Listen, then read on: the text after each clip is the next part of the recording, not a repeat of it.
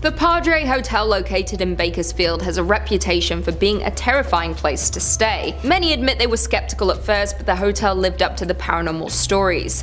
The hotel was first opened in 1928. Since then, it's seen many tragedies take place within its walls. The local archives hold many stories of those who have lost their lives there. These guests now haunt the hotel, leaving behind signs that they still stay here to this day. There have been so many incidents here, it's sometimes unclear who was contacting the guests. In the 1950s, there was a large fire where many perished. Some say that in spots around the hotel, you feel an intense panic and sense of terror come over you, as if you yourself were trapped in the blaze. The upper floors are said to have the most paranormal activity, in particular the 7th floor. It is said to be a hotbed for unexplained paranormal happenings. Many guests even request to stay on this floor to see if they can experience these terrors for themselves.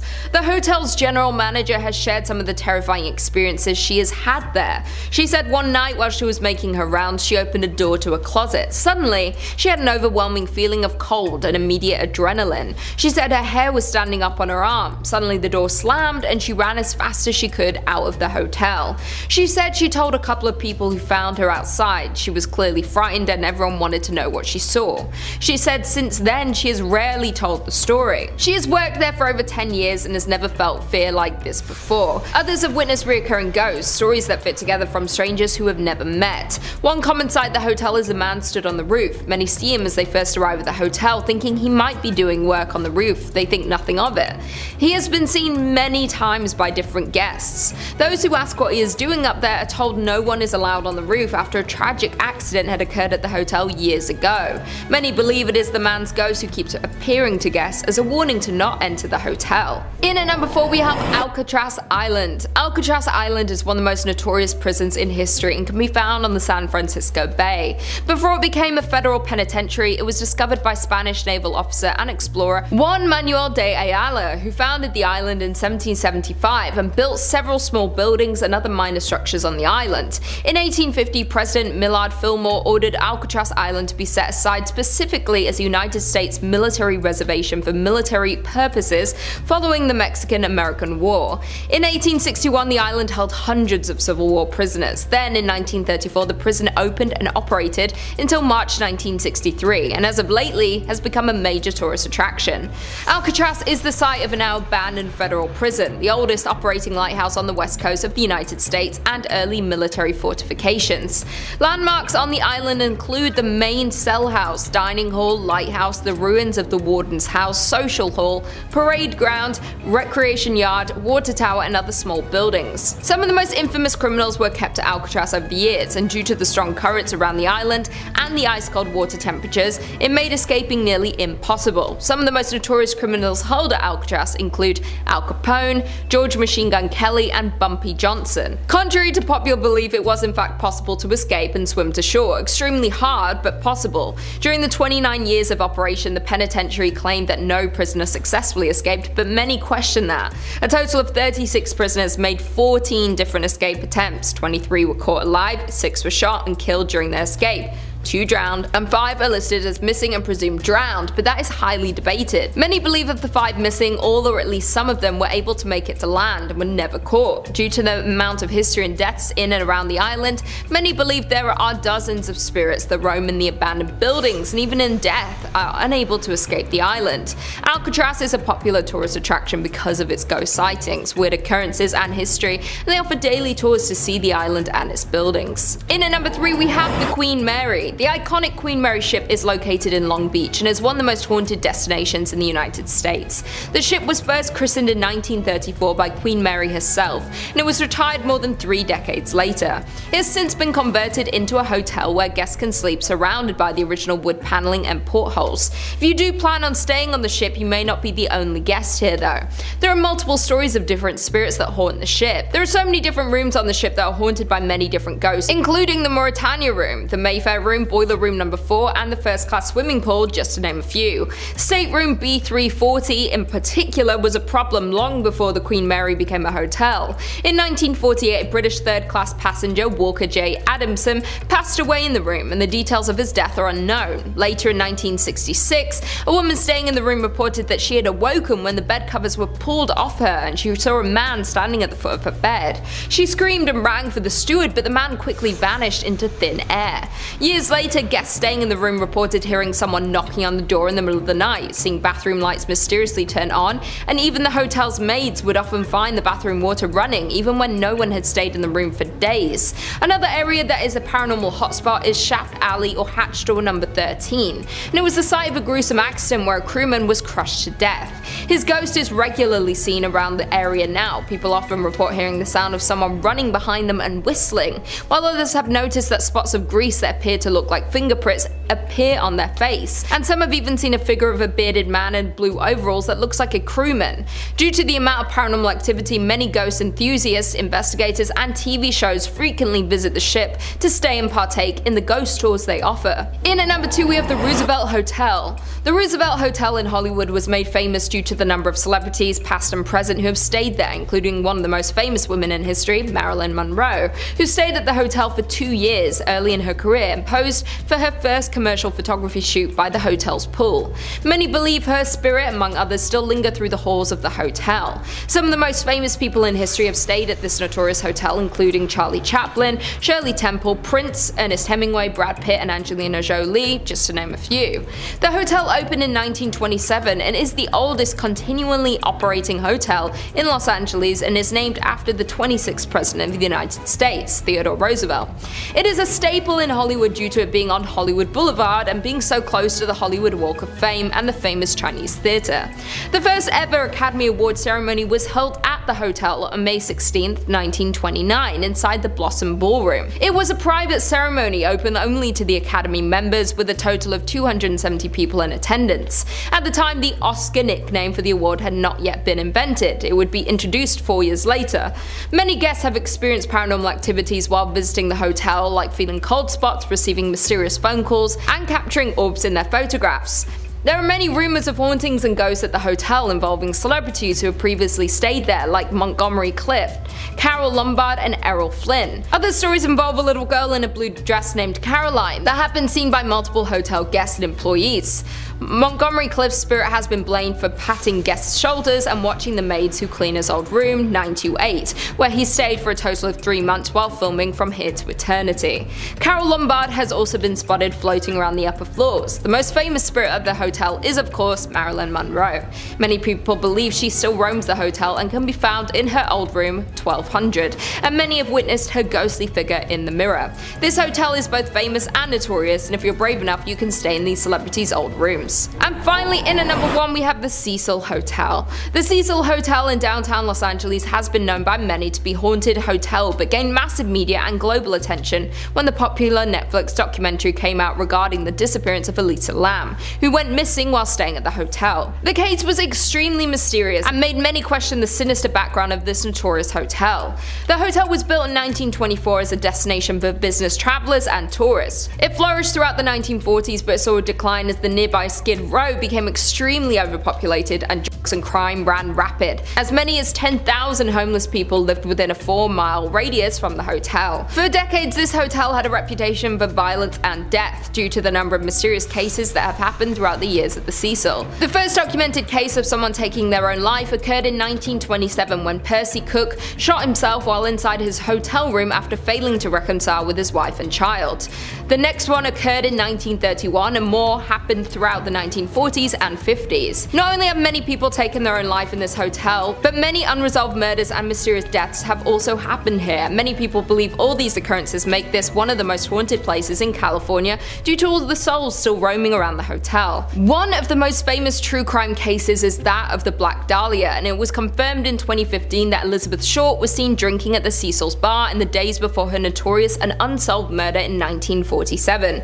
In the 1980s, the hotel had been the residence of one of the most famous serial killers of all time, Richard Ramirez, nicknamed the Night Stalker. Throughout the 1980s, he ran rapid in his killing spree, and he was a regular presence on the Skid Row area. And according to a hotel clerk who claims to have spoken to Richard, he had stayed at the hotel for weeks before his capture in 1985. Another serial killer, Austrian man Jack Underwaker, stayed at the Cecil in 1991, possibly sought to copy Ramirez's crimes. While staying there, he had killed at least 3 women. An astonishing number of people have lost their lives at this notorious hotel, and many deaths remain unsolved to this day. When Elisa Lam's case was made public, it caused even more confusion and questions about what really goes on at this hotel. The Cecil Hotel is known to be one of the most haunted places not only in California, but throughout the world. In 5th place, we have Preston Castle, also known as the Preston School of Industry in Ione. Opening in 1894 and named after state senator at the time, Edward Myers Prestonas, it was presented as an alternative to juvie, a place to send troubled boys to learn a new trade and avoid incarceration. To the general public, it quickly became known as the best reform school of its kind, where boys could grow their own food, raise livestock, learn farming trades and skills for self-preservation in the real world. Known as wards, minors under guardianship of the state, but not necessarily juvenile offenders, many boys passed from severe illnesses like tuberculosis or were simply killed by guards for reasons unknown. Records show that the initiation to the facility involved swimming through a pool filled with lye, and common discipline methods included starvation, isolation, public paddling, and lashings. A mass grave on the property contains at least 23 bodies of wards that were sent to be rehabilitated. Head housekeeper of the facility, Anna Corbin, was brutally beaten to death on February 23rd of 1950. Various students and members of the staff were suspects in her passing, but it remains unsolved. Visitors to the now landmark have reported meeting her spirit, which roams around the grounds with all the students that couldn't pass over. Physical representations of spirits at this location have included multiple slamming doors, falling objects, disembodied voices, and the feeling of being touched by a cold hand.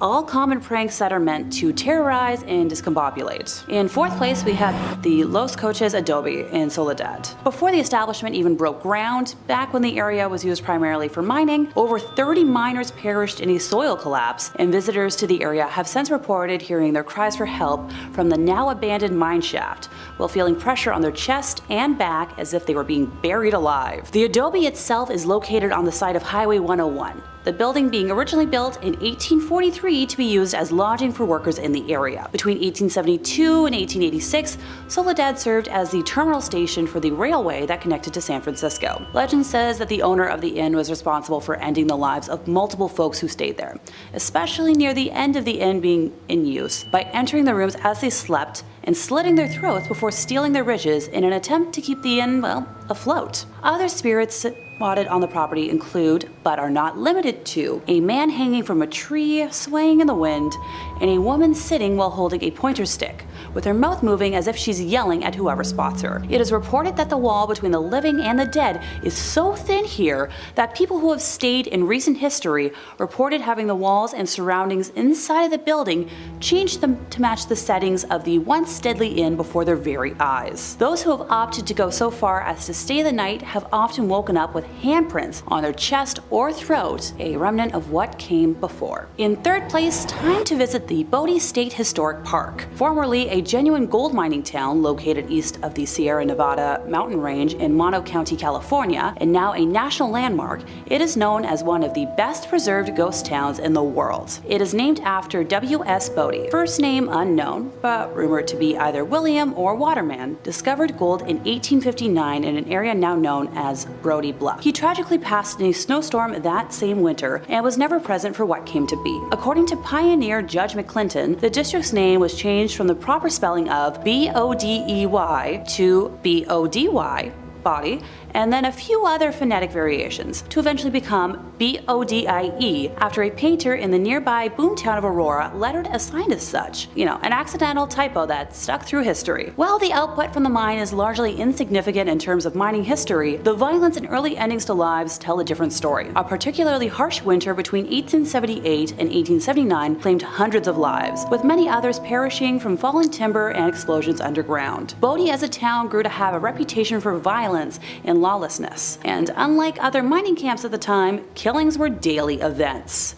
Robberies, stage holdups, and fights happened at such a frequency that no complete record could be kept. Reverend F.M. Warrington would describe the area in 1881 as a sea of sin lashed by the tempests of lust and passion. The first of 4 mysterious fires tore through the business district in 1892, the next destroying the town mill in 1912, and yet another destroying the same mill again in 1898. The last of the unknown fires demolished most of what was left of the now ghost town in 1932, taking way too many lives too soon in the process. When the last producing mine shut down after 1945, very few people were left living in what was left of the town, and all eventually met untimely ends. One man shot his wife unprompted, and 3 other men from the town took it upon themselves to take his life for that act. According to historians, the ghost of that man would visit the 3 men after his passing, shaking his fist and appearing as if he was cursing them out. Those men soon died of mysterious diseases and illnesses. Visitors to the area have reported meeting spirits that leave them feeling suffocated, seeing doors open and close on their own, and rocking chairs that may or may not have a menacing older lady staring them down, or even the empty chair rocking on its own. Nowadays, Bodie may be a tourist destination, but if you remove anything from the land, even so little as a pebble, you'll be cursed with remorse and tragedy. The park keeps a logbook of all letters and items returned to them, with each thief writing an apology note to Bodie for what was taken. The curse is upheld by the ghosts of residents past who guard against thieves and protect the town's treasures. And finally, in first place, we have the famed Winchester Mystery House in San Jose. It all began in 1881, when the passing of Sarah Winchester's mother, father-in-law, and husband, William Winchester, of the famed Winchester Repeating Arms Company, passed away in quick succession, leaving her with a very large inheritance, assumed to be around $20 million, which would amount to roughly $561.6 million today, and a 50% stake in the company, making her one of the wealthiest women at the time. After living in Connecticut for the majority of her life, a combination of an arthritis diagnosis and meeting with a medium convinced her to start a new life in California. She believed her family to be cursed by victims of the Winchester rifle, and began construction on what was originally a 2-story, 8-room farmhouse, which she purchased in 1886. She and her late husband shared an interest in architecture, and after dismissing all of the architects she originally met with, decided to do all of the home planning herself. She was known to rebuild and abandon construction if anything didn't meet her expectations, which resulted in a maze-like design. It is believed that said maze-like design was mainly intended to confuse and keep spirits from harming her and what was left of her family. According to paranormal investigators Mary Jo Ignafo and Joe Nickel, the bell tower built on the property was used to summon spirits, and Sarah was known to throw lavish parties for the beings she feared in an attempt to please them. It was reported in the San Jose News in 1897 that a 7-story tower was torn down and rebuilt 16 times. As a result of her expansions, there are walled-off exterior windows and doors that lead to nowhere, along with staircases that end suddenly, and as the house grew in size, up to 5 additional levels were added to the home. When the 1906 San Francisco earthquake hit, the damage to the home was quite extensive. The 7-story tower and most of the chimneys collapsed. An entire wing was destroyed, along with the 3rd and 4th story additions, and pipes that were protruding from what were once window boxes. Before the earthquake, the house is believed to have had 500 rooms, and at this time of Sarah's passing in 1922, the house had 160 rooms, 2,000 doors, 10,000 windows, 47 stairways, 47 fireplaces, 13 bathrooms, and 6 kitchens. Visitors to the house today have reported multiple instances of experiencing cold spots, footsteps, cooking smells,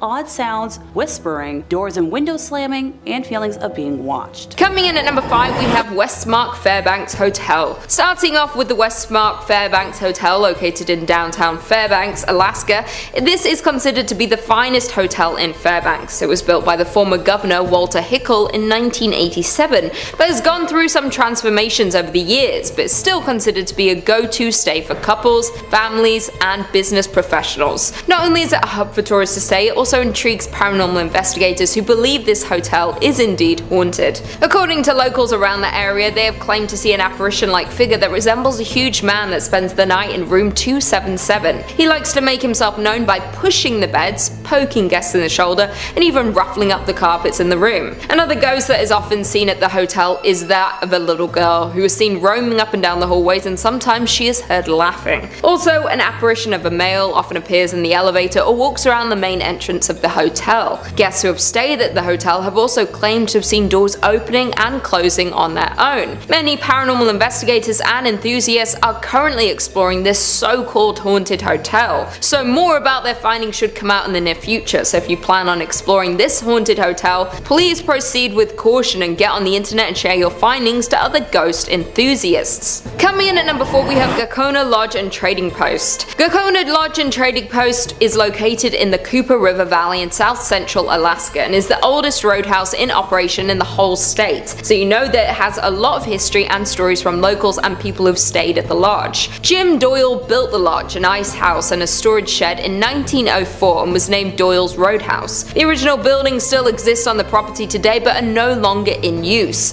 Before selling the lodge in 1912, there are rumors that a notorious serial killer known as the Blueberry Kid even stayed at the lodge. Between the selling of the lodge in 1912 to about 1920, the lodge went through many different owners until a Norwegian man and his wife bought it, until selling it once again in 1976 to Jerry and Barbara Strang, who were among the first owners to report paranormal activity on the property. Barbara had a strange event happen when some of the kitchen workers had actually tried to contact a spirit in the lodge when the power just suddenly went out. Yes, the power did sometimes go out in the lodge because of the harsh weather, but Barbara definitely believes that this time it was in fact the work of the paranormal. Another story is about a man named John Paulson who would frequent the lodge not only as a customer but also a business partner as well. John always stayed in room number 5, and to this day people report hearing stomping coming from that particular room. John was an avid smoker, and stories from people that stay at the lodge today say they can always smell tobacco coming from room 5, even though there has been a no smoking policy at the lodge for almost a decade now. If you are brave enough to visit this paranormal lodge, you could even ask to stay in room 5 and maybe be able to hear the stomps and smell the tobacco. Coming in at number 3, we have Vanala Hotel. This is another hotel on our list, and it's the Vanala Hotel, which is another very old building known for paranormal activity due to the many people who have visited and even locals. The hotel was built in 1916 in downtown Seward, Alaska. It originally was built as an office building but then was converted into apartment buildings and then finally into a hotel. The hotel hasn't changed much since when it was built, just small touch-ups and interior changes have been done to keep the authentic feel of this very old hotel. The most popular ghost story from this hotel is that of Fanny Guthrie Bayham, a woman who died in this hotel in the 1950s and is said to haunt room 202. She is described as a younger woman who has long blonde hair and wears a blue dress.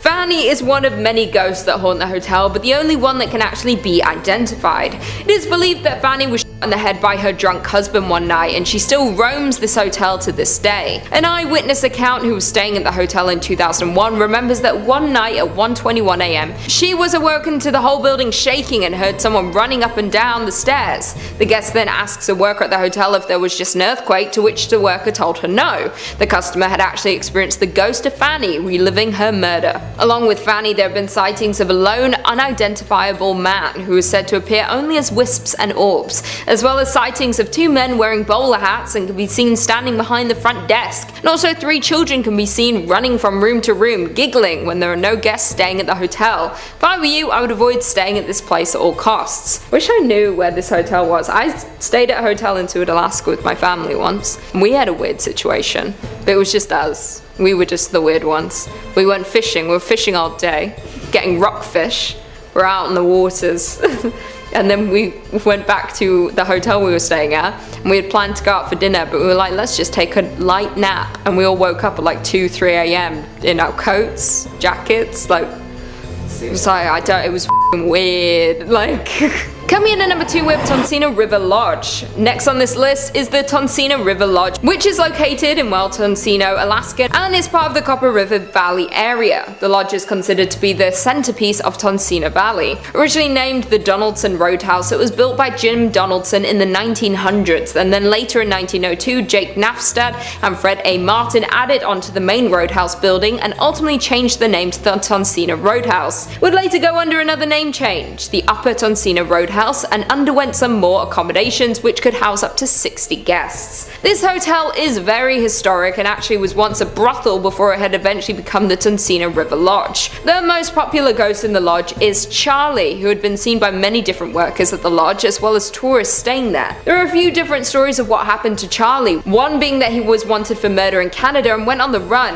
When authorities caught up to him, he resisted arrest and was shot and died in room 18. Another account says that Charlie got rejected from his love interest and having nothing to live for, he ended up taking his own life in room 18, and to this day he is seen wandering up and down the hallways looking for his beloved. A third version about Charlie is that during the Great Depression, Charlie was living in Seattle, and not being able to find work, he boarded a ship and decided to go to Alaska, eventually making his way to Tonsina and getting a job at the Roadhouse. He really enjoyed his job, but unfortunately Charlie ended up passing away in room 18. His body was buried on a hill behind the Roadhouse. People believe that Charlie was so happy with his life at the lodge, even in his afterlife, he never left. Many people who have come in contact with Charlie say that he is a very friendly and peaceful ghost, and workers and tourists say they were not feared by Charlie. So if you're intrigued by Charlie and his story, you can go visit Tonsina, Alaska and stay in his old room.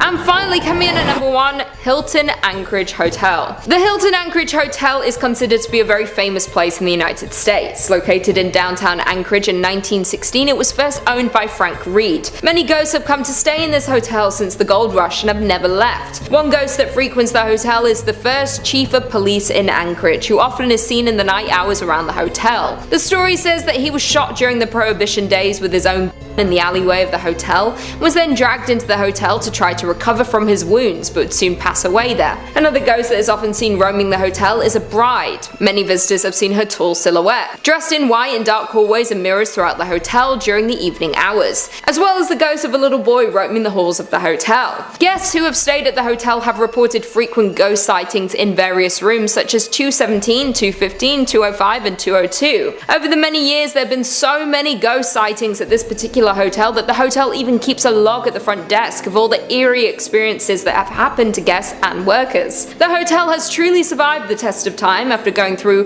the 9.2 magnitude Good Friday earthquake in 1964, which is said to be the most powerful recorded earthquake in North America and the second in all of the world. But soon after this is when the paranormal accounts started flooding in. Even through all the tragedy that downtown Anchorage has gone through, this hotel has stood its ground, and in 2016 this hotel celebrated 100 years of business. Coming in at number 5, Silverbow Inn Bed and Breakfast. The Silverbow Bed and Breakfast is located in Juneau, which is the capital city of Alaska. The inn is more famously known for its bakery that was founded in 1898 by the original owner Gus Messerschmitt. This is the oldest bakery in Alaska, and some say it is the best. Although people travel from far to taste the treats and the bakers, there are reports of paranormal activity in the inn above. The original owner and founder of the inn reportedly still haunts the premises. The story goes that the owner loved his bakery and inn. He spent his whole life dedicated to creating the finest bakery. From the day it was built, he spent all of his time here. He loved welcoming the customers and ensuring everyone enjoyed their stay.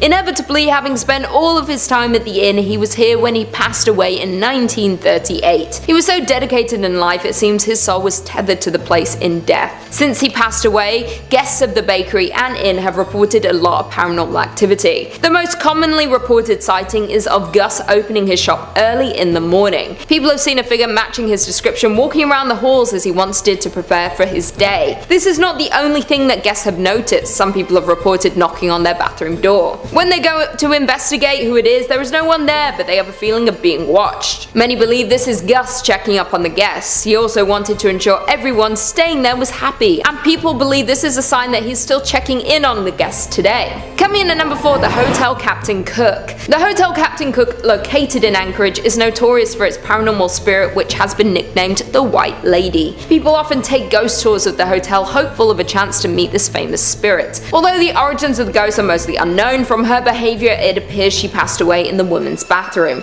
or at least in the area which may have been home to something else before the hotel was built. The locals explain how she is bound to this place and is unable to pass on. She could possibly be cursed, as she seems distressed about her situation. Since the hotel opened, there was a lot of paranormal behavior in the area. She would break the glass of the mirrors in the ladies' bathroom or swing open the doors to scare those inside. The hotel management had to step in when one guest used the bathroom stall located at the very end of the ladies' room. While in the stall, she felt something fall around her neck and start to get tighter and tighter. The woman panicked and ran from the stall. As soon as she left the cubicle, the sensation stopped. Since then, the bathroom has been bolted shut as to stop this from happening to anyone else. She does seem to be mostly contained to this stall, but there are still paranormal happenings. Lights turn on and off on their own. No one has been hurt since the spirit was locked away, but I would still stay far away from this hotel. Unless you're looking for an angry spirit, this is a hotel that should not be on your list of destinations to visit. Although, my parents were there and it's fine, you know. They're Gooch gang.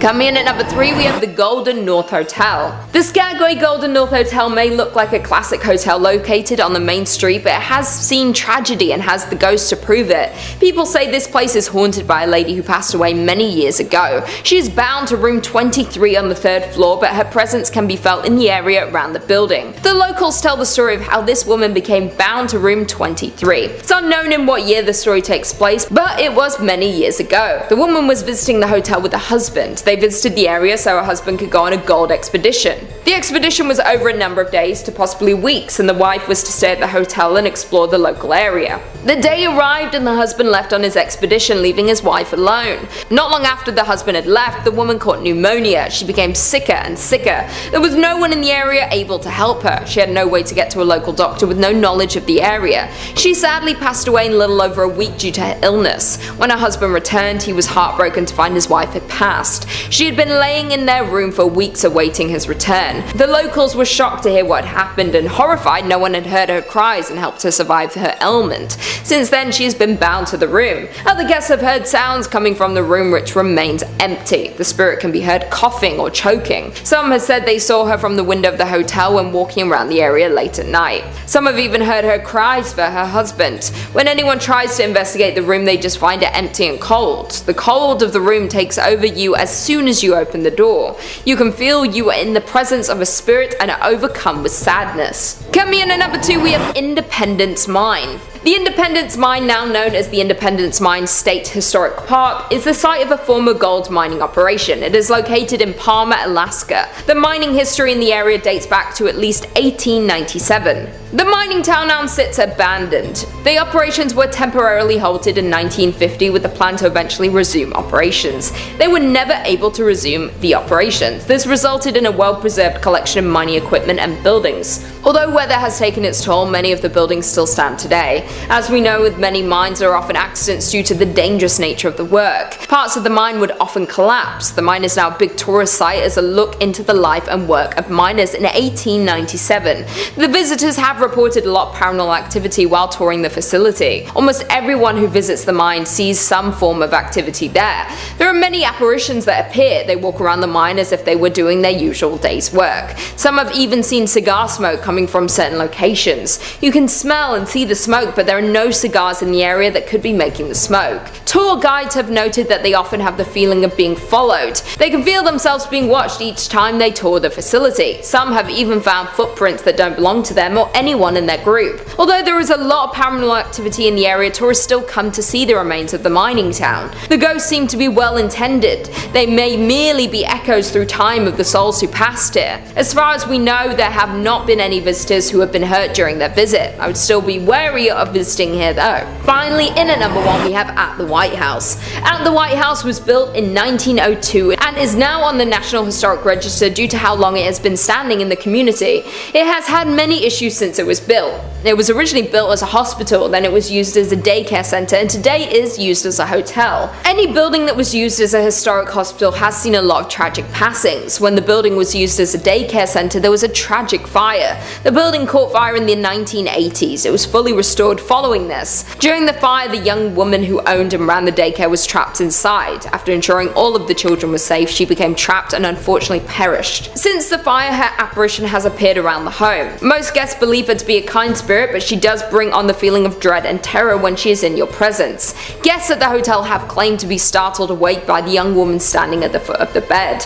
Once they wake up and become frightened, the spirit usually disappears. Workers at the hotel claim that she appears to show more interest in families with children. She reportedly had a love for looking after children, and even in death she wanted to ensure their safety during their stay at the hotel. It is unknown what room she was trapped in during the tragic fire, but there are numerous cold spots around the hotel. Others have heard faint screams and cries coming from certain rooms. She is hailed as a hero for saving all of the children during the fire, but guests are still frightened when greeted by her ghost in the early hours of the morning. In at number 5, we have the King Opera House. The King Opera House in Van Buren was built in the late 19th century, but didn't get famous from the shows it hosted or its beautiful interior, but instead the Opera House is noted for its connection to a murder, and there are rumors that it is haunted by the murdered actor. It all began with actor Charles Tolson, who was the owner of the Tolson Stock Company, which was a traveling acting troupe. The troupe had just finished a week of performances at the King Opera House in September 1903, and they were headed out of town to go to another performance. They headed to the train station, and when Tolson made his way to the ticket window, someone called out his name. Dr. William Parman, a well-known local doctor, emerged and shot Tolson with his revolver. Tolson was shot in the hip and the chest, and he was taken to the Fort Smith Hospital, but it was too late, and he died from his injuries. Dr. Parchman's motive for the incident was that he believed his 17-year-old daughter was in love with Tolson, was planning on running away with him, even though Tolson was married and his wife was a member of the acting troupe. Tolson knew Dr. Parchman and his daughter Allie, but there was no proof that he had any intention of eloping with the girl. Parchman was acting based on the information given to him by a vinegar salesman who may have had an interest in the young girl. Parchman was found not guilty of the murder despite there being multiple witnesses. Interestingly, both Allie and the vinegar salesman left town and were not present for the trial. It's said that Tolson's ghost haunts the King Opera House, which was the location of his last performance. Today, the Opera House is a contributing property to the Van Buren Historic District, listed on the National Register of Historic Places. It isn't currently open to the public, but is available to be rented out. In at number 4, we have Tollgate Mounds. The Tollgate Mounds is a famous historical site in Arkansas and is a National Historic Landmark, one of 4 in the Arkansas State Park system, and this park is the largest and most complex mound site in the state. Arkansas was once the home of a group of people referred to as the Plum Bayou culture by archaeologists and historians. Their existence in the area is a bit of a mystery. These people were not related to the Toltec tribes from Mexico, despite the site's name. The Plum Bayou culture also cannot be traced to any other group of people living in the area when the tribe was active. A total of 18 mounds have been identified in the area, all built between 650 and 1050 AD. One mound stands 49 feet high and another at 39 feet, with many smaller mounds surrounding it. The site was abandoned around 1050 AD and no remnants of the residents exist outside of the Toltec Mounds. Today, the site is still an active archaeological site in the home of Toltec Mounds Archaeological State Park. As for hauntings at the site, if an entire culture disappearing without a trace isn't creepy enough, many visitors to the site have reported the appearance of lights or orbs near the mounds, seeing ghosts and hearing footsteps around the site at night. Many of these findings have been caught on camera and video, and so many paranormal investigators, ghost hunters, and haunting enthusiasts have confirmed there is activity in the area. Whether it's from the Lost Society or not, we may never know. The mounds are open daily for visitors, with tours available to learn more about the history and hauntings in the area. In at number 3, we have the Allen House. The Allen House was built back in 1905 and was named after the original owner, Joe Lee Allen, where he lived in the home with his family for many years. Although Joe died in 1917, his wife Caddy stayed in the home with the 3 children Laddle, Lonnie, Lee, and Lewis. Sadly, Laddle took his own life in one of the bedrooms by drinking potassium cyanide, and it was unknown for many years for why she did it. After her death, her mother Caddy Allen kept the room completely closed off from the rest of the house. When Caddy passed in 1954, the property was split into rental apartments, and soon after renters moved in, they reported hearing footsteps and moans from the bedroom where Laddle died. In 1985, new owners bought the house and opened the bedroom, and it still contained the bottle of cyanide in a closet. The house changed owners twice, and in 2007, Mark and Rebecca Spencer purchased the Allen house and had a complete paranormal investigation done in 2008 because of the endless unexplainable instances. The investigators recorded over 40 voice phenomena and had their own paranormal experiences throughout their investigation. On August 22, 2009, Laddell's love letters were discovered in the attic floor. Over 90 letters detail her 1948 love affair, which ended with her taking her own life on Christmas night. After the owner Mark had experienced endless amounts of paranormal activity and discovering Laddell's love letters, he wrote a book called A Haunted Love Story. Nowadays, the home can be booked for tours explaining the history and the paranormal activity that goes on in the Allen house. During the Halloween season, it's open to the public from 6 to 11 p.m. for tours and paranormal investigators, and ghost lovers flock to hopefully experience Laddell's ghost that haunts the house to this day. In at number 2, we have Clayton House. The Clayton House is a historical treasure, but it's also one of the most haunted places in Arkansas. The home was originally built in 1852 by a man known as Mr. Sutton, and several years later, William Henry Harrison Clayton purchased the house and renovated it, doubling it in size, transforming the style into Victorian Gothic Italianate. Mr. Clayton lived here from 1882 to 1897 with his wife along with their 7 children. The home still has old portraits of William and his wife Florence hanging on the wall and still had numerous priceless family belongings in the home. William had a twin brother, John K. Clayton, who was a US senator who had been mysteriously assassinated in 1873, and many believe his ghost is one that haunts the Clayton house. The second floor bedroom seems to have the most activity, and staff and visitors have reported hearing footsteps, boots stomping, and doors slamming, along with seeing apparitions. Music and singing have also been heard throughout the house. People who have visited this home have described seeing one ghostly apparition known as the Tall Man,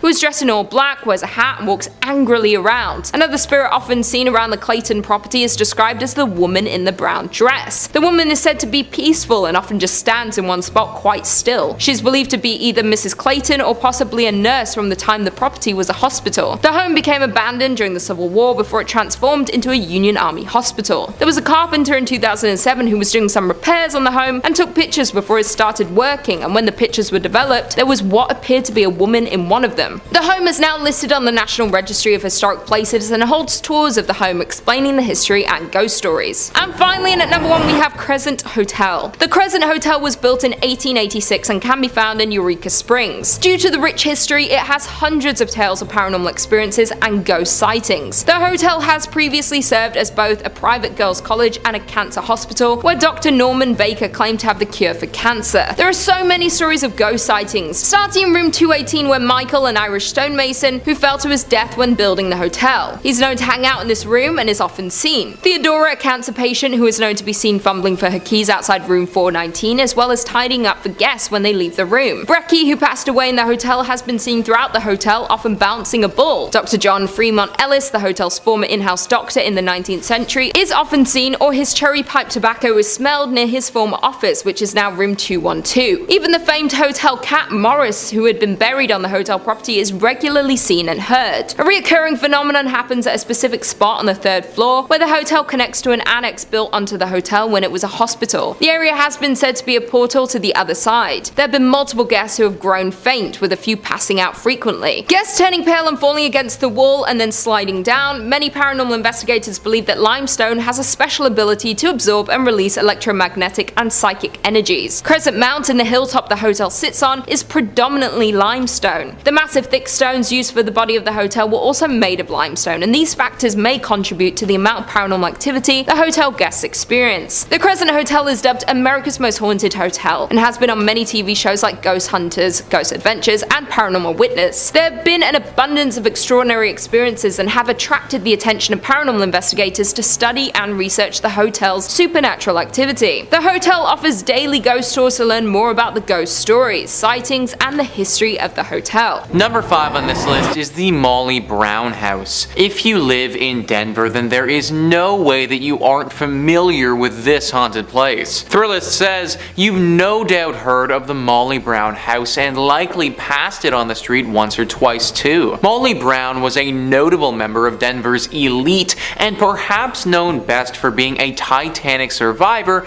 and despite allegedly living a relatively happy life, visitors to the museum and staff have reported quite a bit of strange happenings. Some have smelled what's believed to be husband J.J. Brown's pipe, or have witnessed lights off and on the fritz, and staff have reported furniture being seemingly rearranged. Sometimes figures can even be seen roaming the house. house. A visit is worth it alone for the history, but the potential for getting a bit spooked or walking into a cold spot is definitely an added bonus. We once again have one of those locations where no one has any idea why it's haunted. It just is. Maybe it's the connection to the Titanic that has got this place acting funky. Obviously, that was a very unnatural occurrence and took the lives of tons of people in a very sad way. So I could believe that the Titanic and the survivor of the Titanic plays some role into why this place is haunted the way that it is. Good news is that this isn't the worst haunting that you can run into. Like, yes, you will get a little scared for sure. You might smell something funny or have a ghost pull something on you or even maybe have small valuables go missing. But ultimately, you probably shouldn't be dragged to the underworld here by some shadow demon or anything like that. So I guess if you were to visit any place on this list, then this one wouldn't be the worst. Just be prepared for what's coming, because if you aren't, then it could leave you with some serious mental trauma. Number 4 on this list is Phantom Canyon Road. You need to be very careful on this road because there is a good chance you could suffer a serious crash if you aren't. Thrillist says a haunted road is one thing, but a haunted road in Colorado means you're likely on the edge of a mountain and at some serious elevation. Phantom Canyon Road is a detour off the Gold Belt Tour byway connecting Cripple Creek and Florence and was originally the railroad for that route. As you drive along, you can clearly see the ghost towns of Wilbur, Adelaide, and Glenbrook, and legend has it that the reason for Phantom Canyon's name is credited to sightings of a man wearing a prison uniform walking along the tracks in the 1890s. The man supposedly had been executed at the Colorado State Penitentiary a few days earlier. So yeah guys, you better have your wits about you, because if you don't, this ghost might come out and startle the crap out of you, and then the next thing you know, you're gonna be face deep into a tree somewhere. It also just adds to the horror ambiance that you're driving past several ghost towns along the way. Like, of course, they just had to be on the side of the road as you're also getting stalked by this ghost prisoner. No one really knows what this prisoner wants with you, but let's face it, I can't imagine it's good. My dude was executed back in the day, so for one, what he did was probably pretty bad to warrant a punishment like that, and then secondly, he literally got executed, and I can only guess that his ghost probably isn't too pleased about that. Y'all need to be especially careful if you're driving down this road, because at any point, this guy could pop out. Number 3 on this list is Central City Masonic Cemetery. Of course, we had to have a cemetery on this list. No haunted place list would be complete without at least one of them. Thrillist says, founded as a mining town in the late 1800s, Central City is now known as a destination for those looking to head to the hills for a gambling fix in the casinos that now dot the area. But one thing hasn't changed. The woman in black who twice a year appears in this hilltop cemetery above the town. Known as the Columbine Lady, she comes to visit the grave of John Cameron, a prominent former resident of Central City who died in 1884. Some believe she is his fiancée, appearing to leave flowers for her lost love on November 1st, the anniversary of Cameron's death, and April 5th, a date for which the significance remains a mystery, much like the woman herself. This place is safe to go to if, of course, you do not go during these times. She's been coming for a long time, and anyone who tried to interfere with her has had to pay the price. Now, people kind of suspect that she was in a relationship with John Cameron, but there's also another theory. Many people think that John actually wronged her in his life, and that this woman in black comes twice a year to double check that John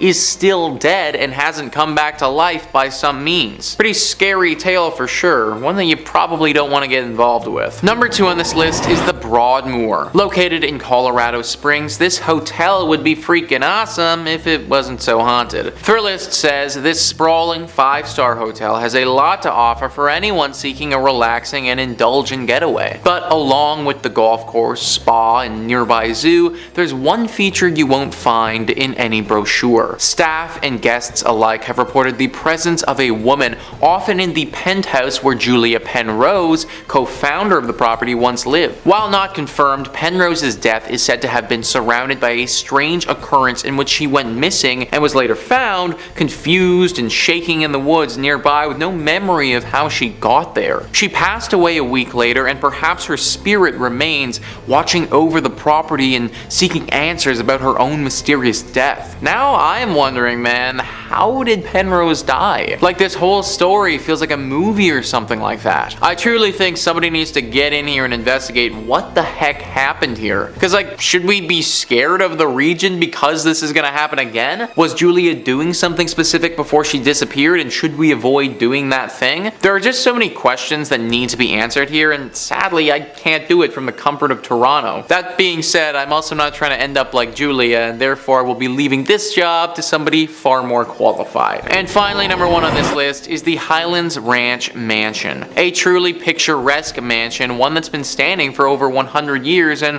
one that's home to a ghostly spirit. Thrillist says this sprawling stone mansion, built in 1891, is often rented for weddings and events due to its impressive structural beauty and picturesque prairie views. But it's also a historic property and somewhat of a museum of the times, with a bit of paranormal activity sprinkled in. The ghost of Julia Kistler, daughter of F. Kistler, who bought the property in 1926, is said to haunt the home, with visitors and staff alike reporting hearing a woman's sobs, seeing a silhouette figure moving about when the mansion was otherwise vacant, and lights sporadically turning on and off. I don't know about you guys, but during my wedding ceremony, I want to hear beautiful sounding music, not the sobs of some ghost woman thing. Apparently she's crying all the time, and this woman's emotions are not something to play with. There's a story where once several children were playing around here. There was a wedding ceremony scheduled here for later that day, and the children were off doing what kids do before the proceedings got underway. They ran into this ghost crying, and then they started to make fun of her. They were rude and definitely unkind, but they also didn't deserve what she did next. It's said that in a fit of rage, she flew inside their bodies and possessed each and every one of them for a short time,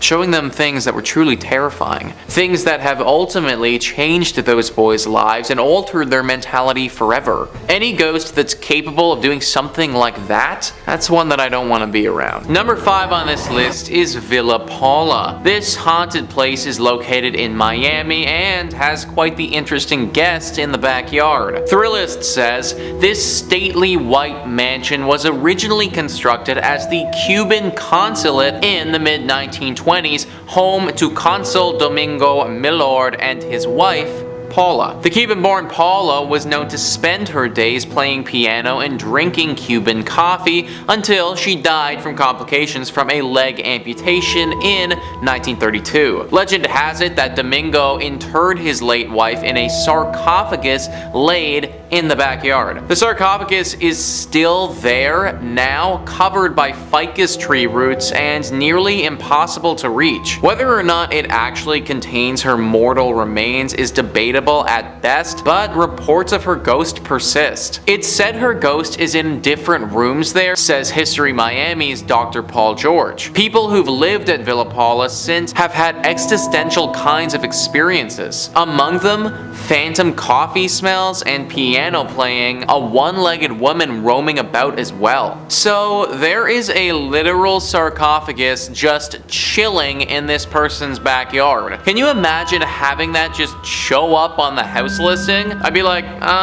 no, we are not okay with that. I'm kind of surprised that no one has gone to go deal with the sarcophagus before. I mean, you can't just leave this thing down there like that and expect the ghost to just go away. I would imagine that Paula's spirit is probably tied to the sarcophagus, and in turn it's tied to the area. Granted, I do kind of understand why no one wants to dig it up. Think about all the crazy stuff that's happened with the pyramids. You dig up this sarcophagus and you might end up being cursed for life, which is obviously something that nobody wants. But now we're left in this awkward place where we can't get rid of the ghost, but at the same time and can't live here either. That's why I'm recommending to all of you watching, just avoid Villa Pala altogether. Number 4 on this list is the Blue Anchor Pub. So this is an interesting one because this pub didn't actually start in Florida. Thrillist says this pub was built in 1840s London during Jack the Ripper time, so it should be no surprise that it's haunted. The story goes that the bar was raised in London, but its wooden interiors were sent to New York City and then onto this sleepy Florida town in 1996. Little did anyone know that the pub's original elements came with the ghost of Bertha Starkley, a cheating wife who was murdered by her husband. Today, she can be heard rattling pots, knocking things over, and wailing in the middle of the night at the Blue Anchor. Every night around 10 p.m., the time that she was murdered, Bertha likes to remind everyone she's still here, so the current owners ring the ship's bell to scare her away. So, first thing, I've never actually heard of that before, where they take a building from one continent and then just decide to move it over to another continent. This bar must look pretty cool on the inside to go to all that trouble though. Obviously this was a bit of a mistake and everyone would have been better served if we relocated this thing straight to the dump. Bertha doesn't care if it's in London or America or anywhere. As long as the structure of this pub is still intact, her ghost will still be floating around, which makes it very hard to enjoy a night out at this place. Like imagine drowning several pints, going to take a piss, and then getting ambushed by some 1800s ghost in the bathroom with your pee-pee hanging out. Like, I don't know if I'd ever be able to recover from that, folks. Number 3 on this list is St. Augustine's Lighthouse. Ah yes, the haunted lighthouse, a true classic. Thrillist says St. Augustine's iconic lighthouse is a Florida landmark built in 1874. But climb up its 219 steps, and it's not just the views that will take your breath away. First, there's the ghost of Joseph Andrew, the original lighthouse keeper who fell to his death while painting the 165-foot tower. Then there are the Pity's 2 daughters who were playing with a building cart when it broke loose and slid into the nearby bay, drowning them both. While the girls giggle and run up and down the lighthouse steps, Joseph has been reported smoking cigars at the top of the lighthouse, keeping watch over his forever home. You know guys, if I had to be a ghost, then being Joseph wouldn't be the worst. I get to look out at the pretty scenery at the top of my lighthouse where hardly anyone bothers me, and I get to smoke cigars all day. Like, obviously I wouldn't want to be a ghost, but if I had to be, then this wouldn't be that bad. Either way, I'm not a ghost now. I am very much a human being, and if I want to stay a human being, then I recommend avoiding this place. It can obviously be very jarring to see 2 little ghost girls running around, and even though all of these ghosts are supposed to be pretty chill, we know that the paranormal can be unpredictable. I'm sure that there are tons of other non-haunted Florida lighthouses around if you're really pining for a good view. Number 2 on this list is Fort East Martello. If you don't like dolls, then you really won't like this one, guys. Thrillist says if there is one rule all Floridians follow, it's do not mess with Robert the doll. The 4-foot figurine has terrorized anyone who hasn't taken him seriously since he was gifted to artist Robert Jean Otto in 1904. Otto blamed any mischievous act around him on Robert the doll, effectively coining the oft-repeated Robert did it mantra. The doll currently holds court inside Fort East Martello, where he lives inside a glass case surrounded by a constant soundtrack of haunting xylophone music. The room evokes a heavy air immediately upon entering, and the walls are papered with apology notes from cocky tourists who've dared cross the world's most haunted plaything. Even the Prince of Darkness himself, Ozzy Osbourne, felt Robert's wrath when he suffered a series of health mishaps shortly after dissing the doll on his reality show. I don't like dolls, folks, especially the haunted variety, so this entry obviously had to make the list. Clearly it curses you after you see it because people literally have to come back here and ask for its forgiveness. I don't know if the notes work or not, but I guess that's all you can do when you're dealing with a haunted doll. Hopefully this doll can just chill out and stop haunting people, but in the meantime, I just flat out avoid going to this place in Florida altogether. And number 1 on this list is Casa Monica Resort and Spa. It really sucks that this place is so haunted because it's truly beautiful. Thrillist says St. Augustine's fanciest hotel is also its most haunted. In fact, this 5-star Mediterranean revival haunt is a hotbed of spectral activity. Children are heard running along the 4th floor, but no one is there. The radio in the Ponce de Leon suite randomly comes on, but no one's there. Guests of room 411 wake up to people staring at them, but no one's there. But it's the 3-story Flagler suite high in the tower that's most haunted. Maids have seen a child's handprint appear on the 1st floor bathroom mirror, and after knocking, one heard a man say, "We've been expecting you," from an empty bedroom. Its spookiest claim to fame, however, is the male ghost staring out of the top tower window. He's believed to be the ghost of one of 2 people, either Franklin Smith, the architect who built the hotel, or Henry Flagler, the man who purchased it. I personally don't care if it's the architect, the man who purchased it, or God. Anyone who says, "I've been waiting for you as I enter an empty bedroom," it's not the type of individual I want to be around. Also, where are these children coming from and what are those sounds? Okay, so you want to tell me a scary story where the architect of the building fell in love with his work and then when he died, his ghost stayed here. Alright, fine, I can buy that, I can believe that, but like, what are the children doing here? What do they have to do with this place and the architect? Maybe this is just one of those spots where it doesn't matter what happened here, it doesn't matter what will happen here in the future, it's just always destined to be haunted. Number 5 on this list is the Pali Highway. This highway is super unique in how it's haunted and honestly really interesting. Quoting Only in Your State, they write, "Nowhere is there a higher concentration of varied ghost stories than along Ohio's beautiful and haunted Pali Highway. From ancient Hawaiian legends to major battle sites, the highway meanders through the Koalo Mountains between Honolulu and the Windward Coast, and it's one of the most ghastly places in all of Hawaii. It's said that Pele and the demigod Kamapua, a half-man, half-pig, had a bad breakup and agreed to never see each other again. Legend has it that you cannot take pork over the Pali Highway because it means that you're symbolically taking Kamapua from one side of the island to the other.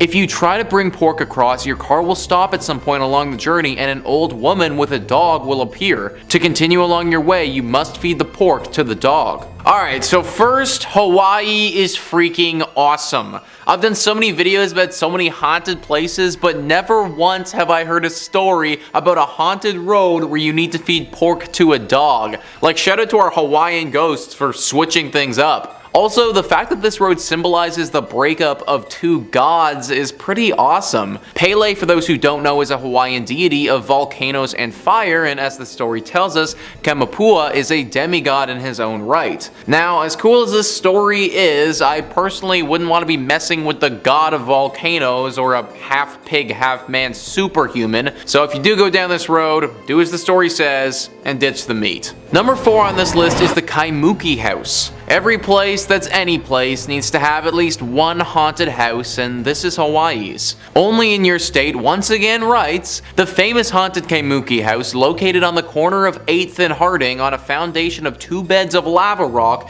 is known to many as one of the most haunted places on the island. The house itself looks relatively normal, but the story behind it is anything but. The creature said to reside in this house is a kasha, a man-eating ghost from Japanese folklore, and the stories surrounding its haunting of the Kaimuki House have been extensively documented. The original tale tells of a young couple who moved into the home and their neighbors who, upon hearing loud bangs and crashes, suspected domestic violence and called the police. When the police arrived, the couple claimed that they were being attacked by a force that they couldn't see. So guys, I did some research and looked into this Kasha creature, and this is really interesting. One, if it is a Kasha, then it's pretty far from home because they're said to reside in Japan. And two, this one functions slightly differently than a typical Kasha would. This creature is said to be a giant, grotesque looking cat thing that runs on two legs and looks super mischievous. Typically, a Kasha will steal corpses of those who are already dead, specifically people who performed evil deeds in their life. Therefore, it's pretty uncommon for a Kasha to actually attack people who are still alive, as the couple in our story reported. All this being said though, Kasha are considered to be servants of hell, so I'm not going to put anything past them. This house is the most haunted in all of Hawaii and should be avoided at all costs. Number 3 on this list is Mackenzie State Recreation Area. It's honestly really too bad that this place is haunted because from what I've read, it's quite beautiful. 13 acres of lush Hawaiian nature by the water. Beautiful lookout spots, ironwood trees, but also a bunch of ghosts. Apparently this area has seen some horrible tragedies over the years. Murders and just other horrible things have taken place here and left their mark. The most famous story is of a couple who was recently engaged. They went out to this park and were staying overnight doing a little camping trip. For reasons unknown to the police, this couple was beaten to death and left there. This could have been by a person, or it could have also been done by a demon. Their ghosts are certainly some of the most commonly spotted, but other apparitions are also seen occasionally. It should also be noted that just general scary things happen here on the daily. Screams coming from thin air, drastic changes in temperature, the feeling of a dark aura just hanging over top of you. All of this is part of the norm at this park. And like I said, it's really too bad that it had to be this way because in pictures, this area just looks freaking gorgeous. For obvious reasons though, I can't possibly recommend going here, and I do advise you to stick to some of the other gorgeous spots Hawaii has to offer. Number 2 on this list is Kalihi Valley. The Kalihi Valley is honestly super beautiful and has some amazing natural terrain just like our park. I wouldn't want to go at nighttime though, because if you do, you may run into some night marchers. Legend says that the Hawaiian night marchers are a group of ghostly apparitions resembling ancient Hawaiian warriors. These warriors are heavily armed with spears and clubs and other archaic weapons and bang loud war drums as they march throughout the island. They appear at night with the goal of searching for their next fight and are fated to do this forever until they find it. These warriors were killed many years ago, but it's believed that a curse hangs over them and they're just forever gonna walk this island until they can defend it one final time. The problem is that nobody's really coming to attack Hawaii these days, and these warriors don't have any enemies to slay. Now, the sightings of these phantoms are honestly not as rare as you might think. Many longtime Hawaiian residents have reported having at least one encounter with the night marchers before, with some tourists even saying that they've had run-ins with them. These people are kind of lucky to be living and telling the tale though, because the scariest part about these night marchers is that your life could actually be on the line. It's widely believed that if you were to make direct eye contact with a night marcher, then either you or someone you love is gonna suffer a very grim fate. The only way to save yourself if you happen to stumble upon these warriors, as funny as it may seem, is to lie completely flat on the ground as a sign of respect. I personally don't really know why getting a face full of dirt pleases these ancient warriors, but apparently it does. If you are going to go check out this valley, then just make sure you do it during the daytime and avoid these night marchers altogether. And finally, number 1 on this list is Kaniana Cave. This cave has seen some things, man. Only in your state says once again, Kaniana Cave, a truly mysterious sight. This sinister story features Kamaholia, a shapeshifter who could transform himself from a shark into a man. He and his human wife gave birth to a son, Nanawa. When the son discovered his taste for human flesh, like all man-eating sharks, he disguised himself as a human in order to trick his victims. He would drag his victims into the cave and eat them. In ancient times, the Hawaiian people were forbidden from entering the cave, fearful that they would be attacked and eaten by this shark man. When residents later found out about Nanawa's true identity, that he was a shark man, they captured and killed him. Today, the souls of those who died here are said to haunt the area, and according to local storytellers, Tanana Cave is a repository for psychic energy. This is one location you just won't want to visit at night in Hawaii, or alone ever. So we got a shark into a man, into a sick killer with the souls of those who have died. No, no, no, and another big no. This cave is just way too much for anyone to be going to. Hawaii is out here striking us again with the uniqueness, which I definitely thank them for, but this one is just far too much. I personally do not want to have to deal with the dead souls of those who were eaten by a shark man, or possibly even run into the ghost of said shark demon thing. Tanana Cave is 100% on the do not travel list and should probably just be boarded up by the sounds of it. In at number 5 we have Whispers Estate. The Whispers Estate was built around 1894, and between 1899 and 1901 is when Dr. George and Sarah White moved in. George was a successful physician and ran his practice from their home. The two adopted many orphaned children, and unfortunately several passed away in the house over the years. Some of the children they took in were troubled. Many of them passed away in the bedrooms and other areas of the home, and even some of Dr. White's patients have been said to have also passed while in the home. Dr. White practiced in the home for over 25 years, so it's probable but unknown how many over the years had passed in the home. In the early 2000s, the home underwent renovations and a lot of bizarre activity began. Many claim that lights would flicker on and off, footsteps would be heard stomping around on the second floor, and as time went on, the activity escalated. To this day, people reserve time to come and experience all this paranormal activity, and are encouraged to write down any experiences they had while in the home, and these accounts are posted to the Whispers Estate's official Facebook page. You can go through the page and find creepy photos people have taken that show demonic figures, ghost-like creatures, and even orbs. It's also pretty common for the guests to be scratched up by unseen fingernails or touched by an unseen hand. The estate earned the Whispers moniker after the numerous guests that experienced somebody whispering in their ear, somebody they couldn't see. Due to the amount of people who have passed at the home in its early days, it's like there are a number of different spirits that haunt the estate to this day. The Whispers Estate is known as the 4th most haunted house in the United States, but many who have visited believe it to be the most haunted house in the entire country. In at number 4 we have Rhodes Hotel. The Rhodes Hotel was established in 1893 and was named after the first owners, Clara and Newton Rhodes. The youngest child in the Rhodes family, Everett, passed in one of the second-story bedrooms after contracting tuberculosis at 18 years old. Soon after their daughter's death, Newton unfortunately died, and it's believed he had died inside of the house. After Newton's passing, Clara turned the house into a dual brothel and speakeasy. It's said that one of the ladies of the night, Sarah, still haunts her bedroom tucked behind the stairs on the second floor. After Clara's death, the family home was opened as a hotel in the late 1800s and was meant to house those flocking to East Central Indiana during the natural gas boom. It's even believed that John Dillinger and Al Capone stopped at the hotel for a stay after hitching a ride on a train to Indiana. Not only did the family pass in their home, but a preacher by the name of Lester Poor supposedly hanged himself in the attic during the time when the home was converted to a hotel. But many believe his death could have been a murder. Due to the hotel's rich history, many locals and visitors have experienced paranormal activity, and everyone in the town knew that many spirits that passed in the building still haunt it to this day. The hotel closed its doors in 1937, and the property remained in the Rhodes family hands but sat empty for more than 30 years. The hotel and its contents were eventually auctioned off, and it landed on the National Register of Historic Places,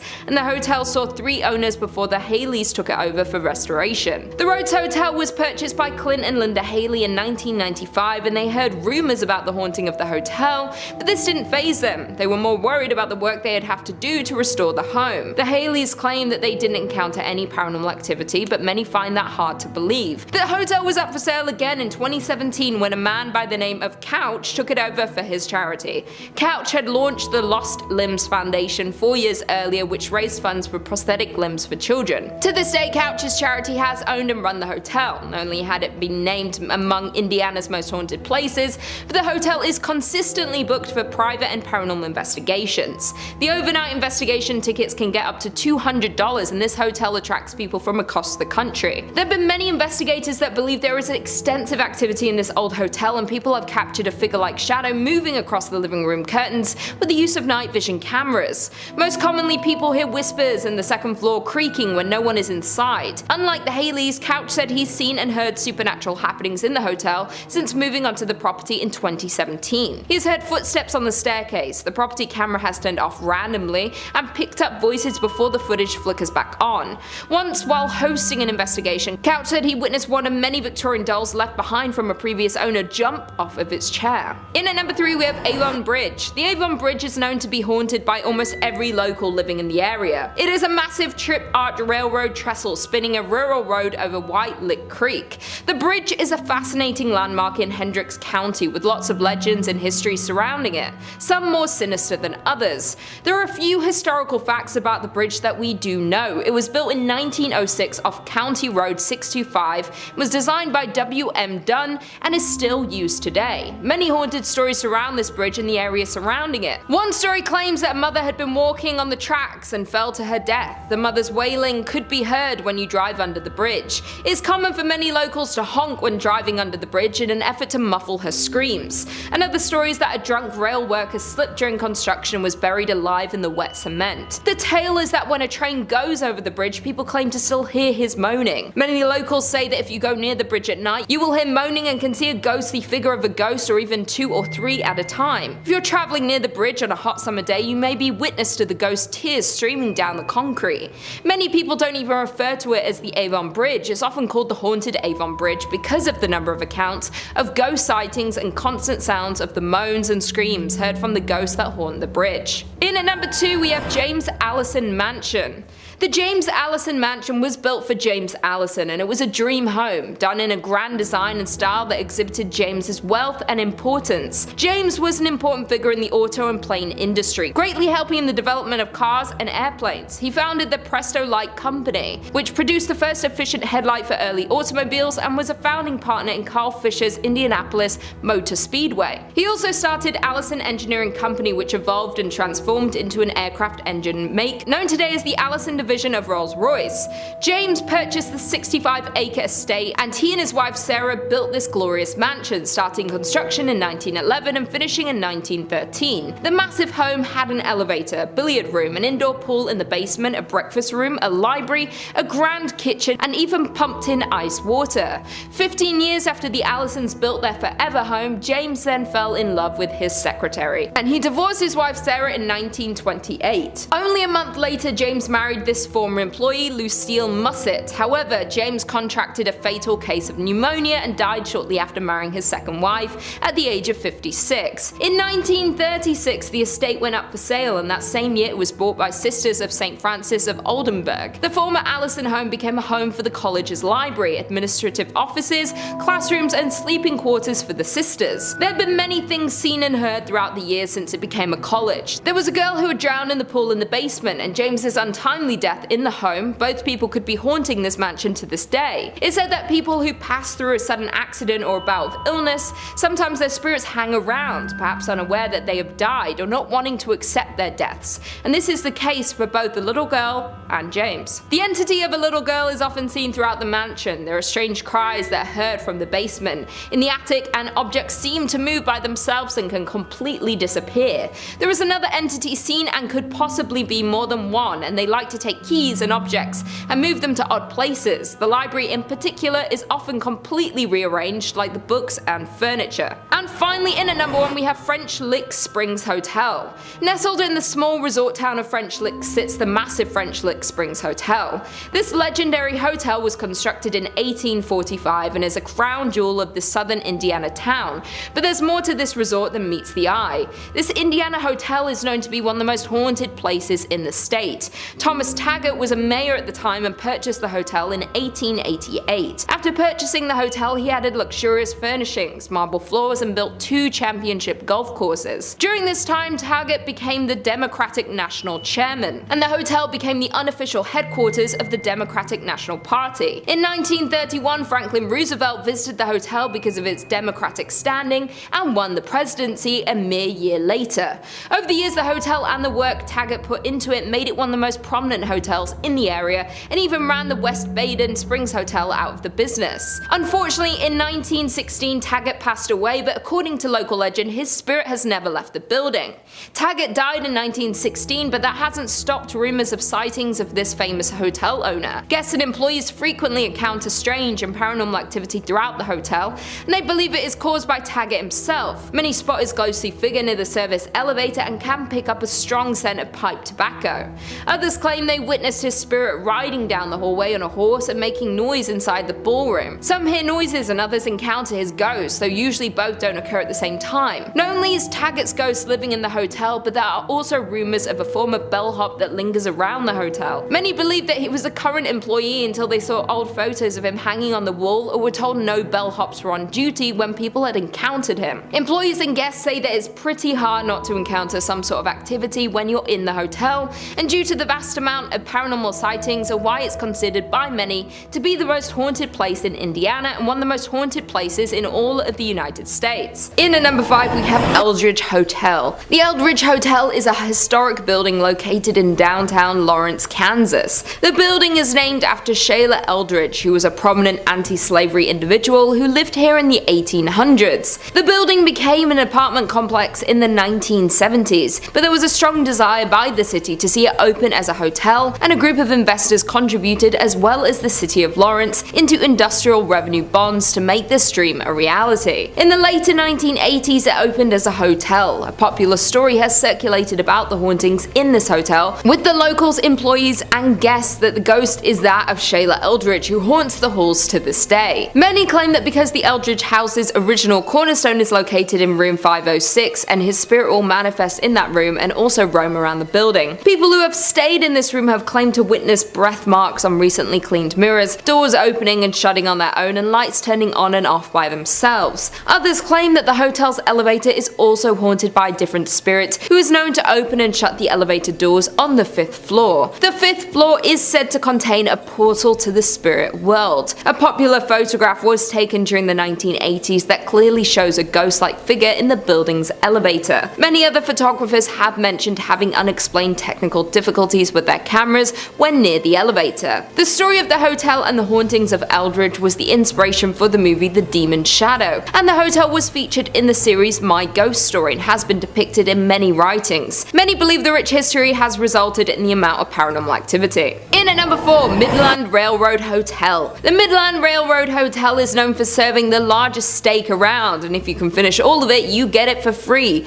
But it has a sinister, haunting history. It was first a popular train stop in the 1890s, then known for being the location for the movie Paper Moon, where many scenes were filmed at this hotel in 1973. Since then, it's gone through fires, the Great Depression, and plenty of renovations. It is now owned by the Wilson Foundation, has been back in business since 2003, and is listed on the National Register of Historic Places. Not only is this hotel known for these interesting things, it's most known now for the paranormal activity that lurks around the hotel. The most famous ghost is that of an orphan girl that haunts the 3rd floor, who knocks on doors, runs through the hallways, and even jumps on your bed, leaving little footprints. A ghost hunting team has experienced this spirit and have recorded sounds of the little girl. Another 3rd floor room is where a sheriff was said to have been lynched, and sometimes the door is unable to be unlocked even by the master key. Ghostly figures have been seen at the top of the stairs, and things in the kitchen have flown distances suddenly without being touched by anyone. There are also many ghostly figures that are seen on the staircases, and have left many to believe that the fire that took many lives back in 1902 are the results of some of these paranormal presences. The owner of the Midland Railroad Hotel, Melinda Merrill, says that there's not one employee who hasn't seen or felt something, and you can definitely feel a presence when you enter the hotel. In at number 3 we have Hotel Josephine. The Hotel Josephine is considered by many to be the most haunted hotel in Kansas. It was built in 1890, located in the city of Hilton,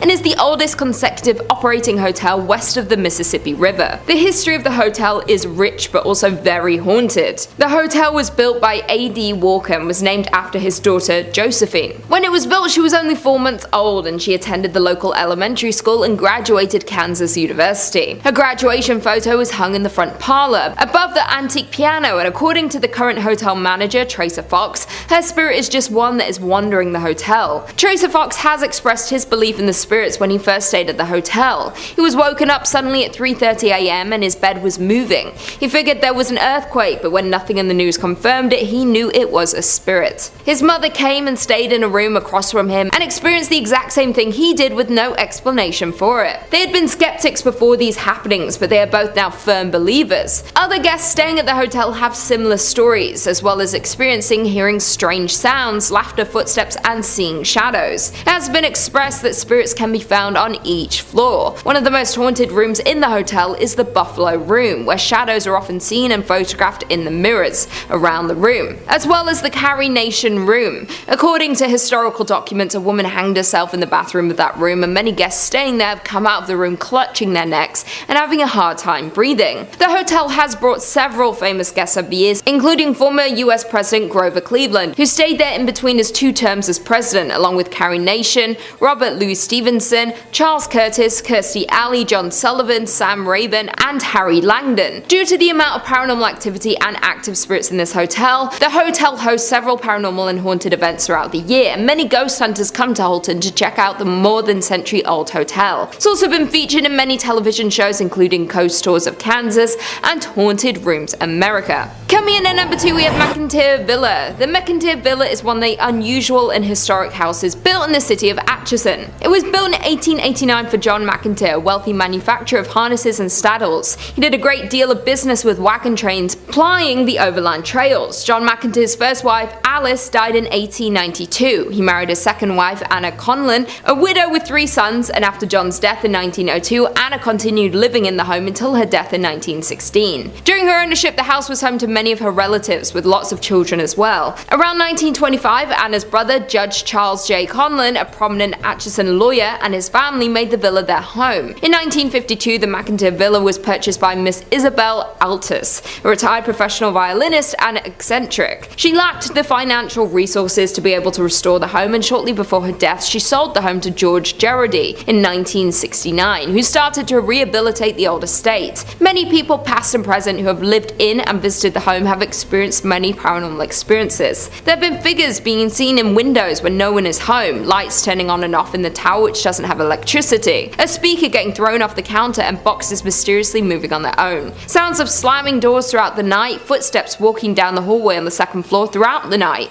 the feeling of being watched, drastic temperature changes, voices, the scent of a woman's perfume, and the hunt of cigarettes. The number of encounters and confirmed hauntings seen and heard around this home is crazy, and it's considered to be one of the most active paranormal homes in all of the US. The amount of activity in this home makes it a hub for investigators, mediums, psychics, and ghost hunters. They offer ghost tours of the home, and you can stay overnight to try and encounter these spirits. And finally, in at number 1, we have Sallie House. The Sallie House is said to be the most haunted place in Kansas. This home was built in the turn of the century and is located in the city of Atchison. After being built, the home was bought by the Atchison physician who worked from his home. The front served as an office space and examination rooms, and the upstairs is where the doctor and his family lived. One day, a frantic mother arrived at the home carrying her young daughter Sally. The child had collapsed from severe abdominal pain. The doctor diagnosed appendicitis, but there was no time to delay surgery. Sally unfortunately passed away on the operating table. For years after, many believe Sally stayed to haunt the home, and the haunting grew infamous in 1993 when the house was rented to a young couple. It started when the couple's dog would growl at nothing and make even louder growls when near the upstairs nursery. Things began to take a violent turn when fires broke out in the house and a series of sinister attacks on the husband began. The former operating area would feel extremely cold, and objects would visibly move when the young man came close. He could feel scratches on his chest and abdomen, but the ghost never attacked the wife or baby. Not only did the former residents experience the paranormal activity, but locals and other visitors of the home have experienced objects moving on their own, mysterious coldness, physical touches, video and investigative equipment that stopped working, trained guide dogs refusing to enter the nursery, and unexplained scratches or bruising on their bodies during and after their visits. Psychics have visited the home, and many have confirmed the presence of spirits in the home and have even communicated with them, and many have entered as skeptics and left believers. waivers. Due to the number of experiences in the home, it's gained a lot of media coverage from television channels including A&E, the Travel Channel, the Discovery Channel, and the Sci-Fi Channel. The home is not currently occupied but holds many guided ghost tours for both daytime and even overnight visits for the ghost lovers and paranormal investigators.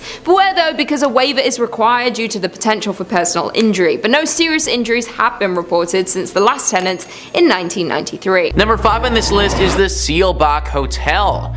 Seelbach Hotel is located in the heart of Louisville and has been there for quite some time. Virginia Travel Tips says, in 1905 the Seelbach Hotel in Louisville opened its doors. For more than a century, this exquisite historic hotel has functioned as one of Kentucky's most important historical landmarks. The hotel, on the other hand, is notorious for its ghostly activity. Patricia Wilson, the Lady in Blue, is one of the hotel's most famous sightings. She was a woman who had recently divorced her spouse and intended to meet him later at Seelbach to try and work out their differences. Unfortunately, her husband died in a car accident and never showed up. She was devastated by the loss and she died not long after that. As a result, guests notice a woman in a blue outfit strolling around the hotel. Other ghosts have been reported at the hotel, and they include a woman dressed in old, worn-out clothing who was approached by a staff member attempting to communicate with her, but then she disappeared.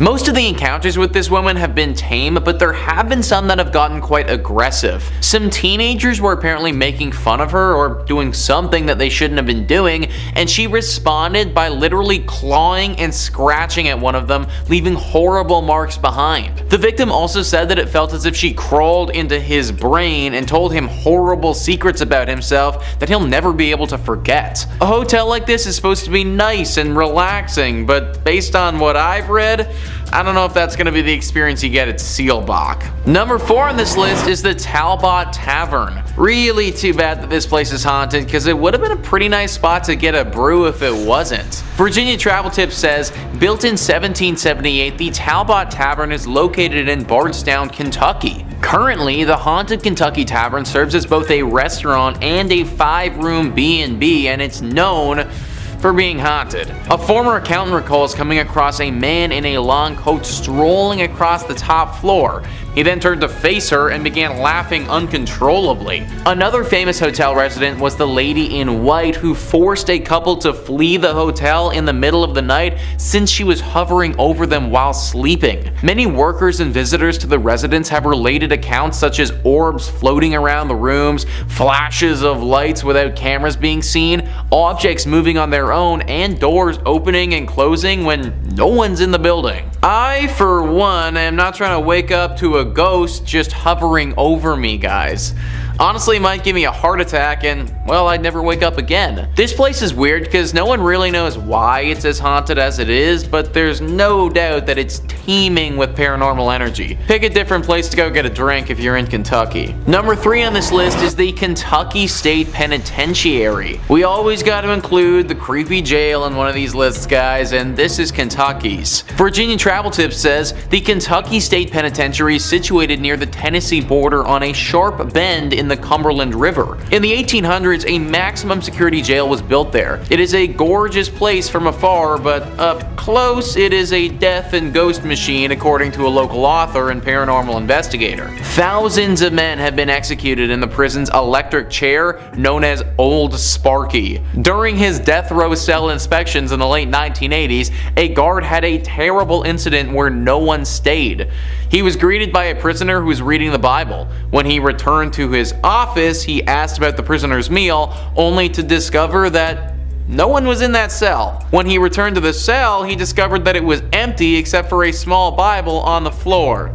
Yeah, kinda weird. More strange occurrences were recorded around the institution, with many reporting seeing a reflection of an inmate who attempted to shock them. Okay, so honestly guys, I want to take this as seriously as possible, but Old Sparky? Like, imagine dying in a thing called Old Sparky. Like, I think it's meant to electrocute people, but why does the killing chair sound so cute? Kinda sounds like something that you name your dog, not a murder weapon. Anyways, Old Sparky has certainly done its job though, and now the place is super haunted. Most of the prisons we talk about on this channel you can go visit if you like, because they're all typically abandoned. That's not the case with this one though. The Kentucky State Penitentiary is still fully operational and has tons of prisoners in it. Not only do these people have to chill in jail, but it just so happens that their jail is also haunted. Number 2 on this list is Mammoth Cave. So we actually spoke about Mammoth Cave on this channel before in our series about top 5 terrifying caves where evil awaits, so if that interests you, then go check it out. It made that list because it was super haunted, and naturally it has to make this one as well. It is, as you'd expect, located in Kentucky. It is the biggest cave in the state by far, which is why it's named Mammoth Cave. Most of the cave has been unexplored, which is kind of nuts considering we've already seen about 400 miles of it up until this point. This has been an area of interest to people for thousands of years. Back 4,000 years ago, it's believed that people used this cave to bury their dead. This was the first encounter this cavern saw of death, but it definitely wasn't the last. After the War of 1812, these caves were sold off and used as a place to mine salt. The workers of these mines were slaves and oftentimes were worked to death down there. After the salt had been mined, this place functioned as a spot for sick tuberculosis victims to go. Obviously, this created more death in this place and just contributed to what is a very haunted area now. Today, we get an array of ghostly apparitions popping up to people. Ghosts from all the way back 4,000 years ago have been seen, still lingering and clinging onto this cavern. People have seen the visions of slaves calling out for help and ghosts of sickly individuals as well. H.P. Lovecraft, one of the most famous fantasy horror writers, was inspired by this cave. Anything that inspired that guy is probably a spot that you want to avoid. And finally, number 1 on this list is Nada Tunnel. What is it about tunnels that's just so creepy? It feels like there are a few locations in the world that seem to attract paranormal activity, and tunnels are definitely right up there. Virginia Travel Tips says Nada Tunnel, also known as the Gateway to Red River Gorge, is located in Powell County, Kentucky. Works of a 1-lane tunnel on a 2-way road began in 1910 and concluded in 1911. Drills and dynamite were used to rip through the limestone rock during construction, and one worker died while attempting to dissolve a stick of frozen dynamite by placing it next to the fire, which, resulted in the dynamite exploding. As a result, the man's spirit is claimed to haunt the Kentucky Tunnel. Others allege that the location is haunted as a result of a climber who died in this region. These incidents are linked to the mythology of a green orb appearing in front of the tunnel. If you plan to enter the tunnel, keep in mind that it only fits one automobile at a time, therefore check for other car headlights before proceeding. This is one of the coolest haunted places in Kentucky for the sake of it being engulfed in nature. So it may look really cool, but the haunted nature of this spot makes me think that it should be avoided. Man, imagine literally getting blown up by a stick of dynamite. Like, that might actually be the worst. Granted, my dude did stick the dynamite literally right next to a fire, so I feel like he might have brought this one on himself a little bit. I'm not really sure how the climber would have died in this tunnel, but you gotta imagine that he screwed up if he was climbing in a tunnel. Either way, the spot is definitely riddled with these spirits, and they manifest themselves as this glowing green orb. Now, there haven't been too many reports of this thing being super dangerous, but it is definitely creepy to say the least. Locals don't really travel down this pathway for fear of the orb and what it could potentially do to them. Also, on a total side note, I just want to bring up the fact that this is a 1-way tunnel on a 2-lane road. Like, how dangerous is that, guys? What if it's foggy or something and I can't see all the way down the tunnel to the other car? That is literally the dumbest road design I have ever heard of. Maybe the legend was just created by the locals because they know how dangerous this freaking tunnel is. Regardless of what it is, I recommend staying away. Number 5, Hockomock Swamp. Already sounds pretty scary in itself. Something about swamps, you know what I mean? During the 17th century, the Hockomock Swamp was used as a fortress by the Wampanoag people, the predominant band of natives in the area, against invasion by the early British settlers. It played a landscape role in King Philip's War as a strategic base of which to launch assaults with nearby English settlements. During the 18th and 19th centuries, settlers deemed the swamp to be useless, barren land, and it didn't really do much besides sit there and just kind of take up space. They attempted to drain it and convert it into a profitable farmland, however, nothing really grew. The natives of the region placed a much higher value on the swamp, however, for centuries. The first people had relied on hunting food there, riddled with fauna, and the swamp had gained an important legend and folklore among them as being a place where many things meet. They named it Hockomock, the Algonquin term meaning place where spirits dwell, and that's exactly what people say they do. Dwell there. What makes this swamp so haunted is the different purposes it was used for. A cesspool for bones of the fallen. Some places are just more susceptible to violence and death over the years, and that reputation of spirits lingering is what's so heavy and cold about this location. Much of the swamp served a dual purpose as a sacred burial ground as well. The Hockomock is occasionally referred to as the home of the Hobomok. The Wampanoag people worshipped and feared Hobomok, the chief deity of death and disease. Hobomok, composed of human souls of the dead, was known to congregate in areas like the Hockomock Swamp. Thus the term and lore stuck. Yep, just a giant mud monster swallowing souls. Charming. There are many stories and legends that have become associated with this swamp and are even connected to the number 1 on my list. It remains a place of mystery and fear and apparently good frog catching. Number 4.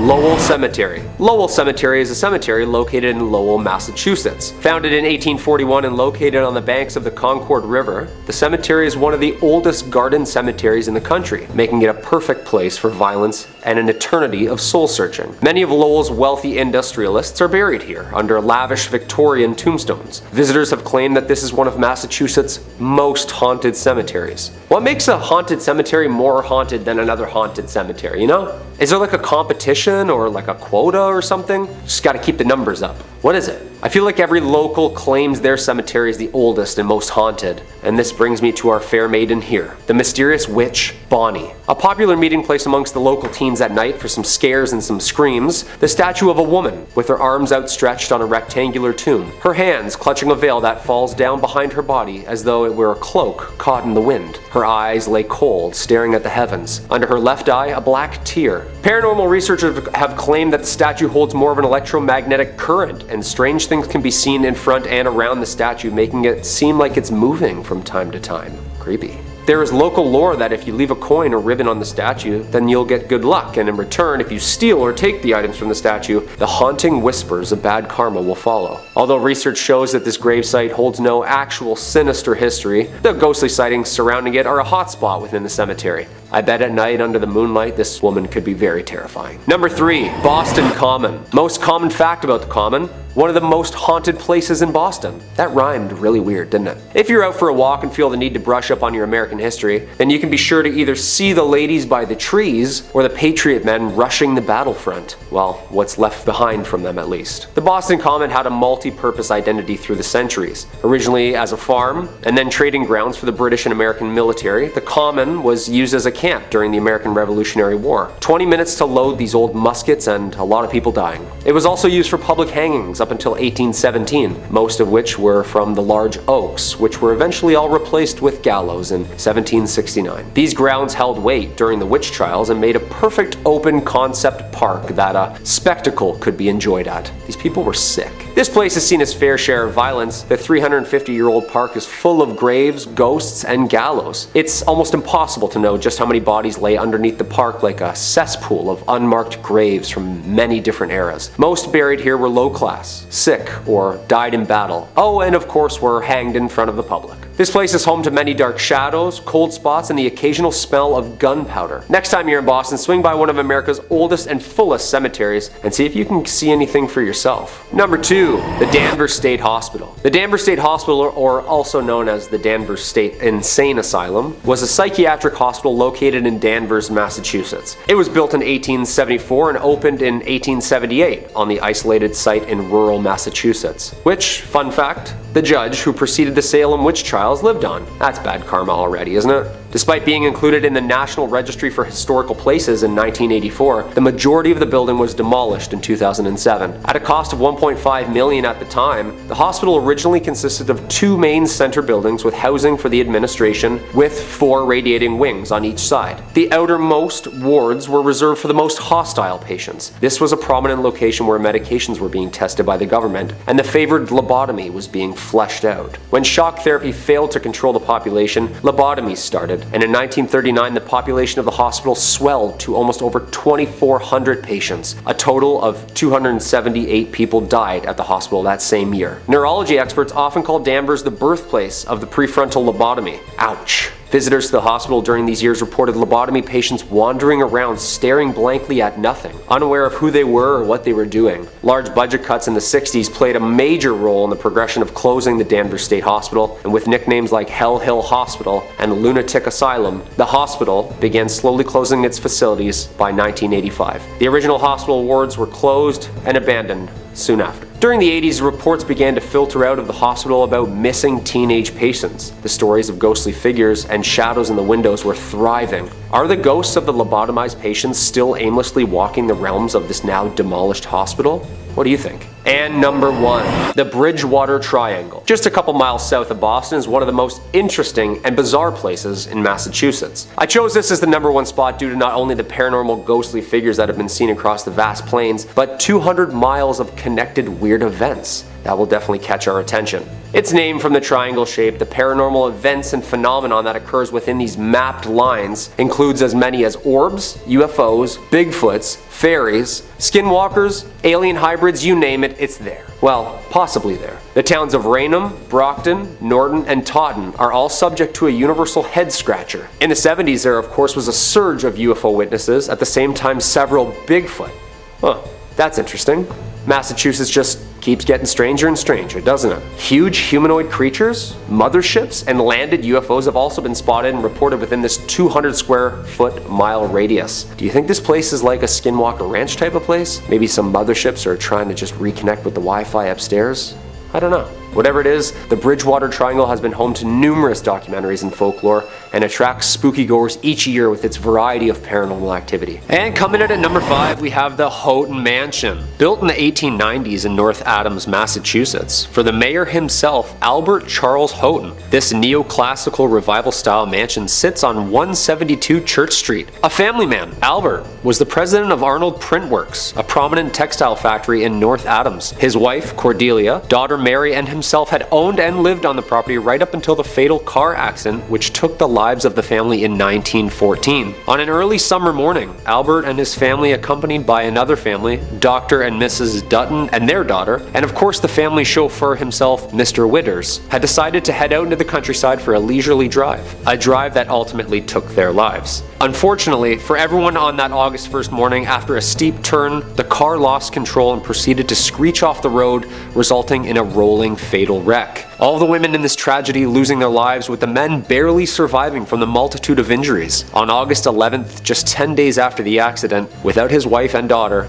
Albert mysteriously died in the home from what doctors think was a broken heart. It is said that 3 ghosts haunt the Houghton Mansion, including Albert himself, Albert's daughter Mary, and the driver, Mr. Witters. The mansion remained with the Houghton family until 1926, when Albert's daughter Florence and her husband sold the building to the Freemasons. This is when the spookiness really started happening. Through its multitude of use throughout the years, additions to this historic site were added on by the Masons, using it for ritual and spiritual purposes, making this story even weirder. Over the years, there have been countless paranormal witnesses claiming that the ghosts roaming the halls of the basement, Mr. Witters himself, guilt-ridden with the responsibility of the crash, and Mr. Witters took his own life shortly after returning home with injuries, and residents that have stayed at the site have claimed that the manly figure aimlessly rummaging through the basement is the driver himself. Among these claims have another spirit lurking in Mary's bedroom. It is said that overnighters have witnessed multiple bright lights and auras flying around the bedroom in the middle of the night. I wouldn't even step foot into this house, let alone set up camp and spend the night.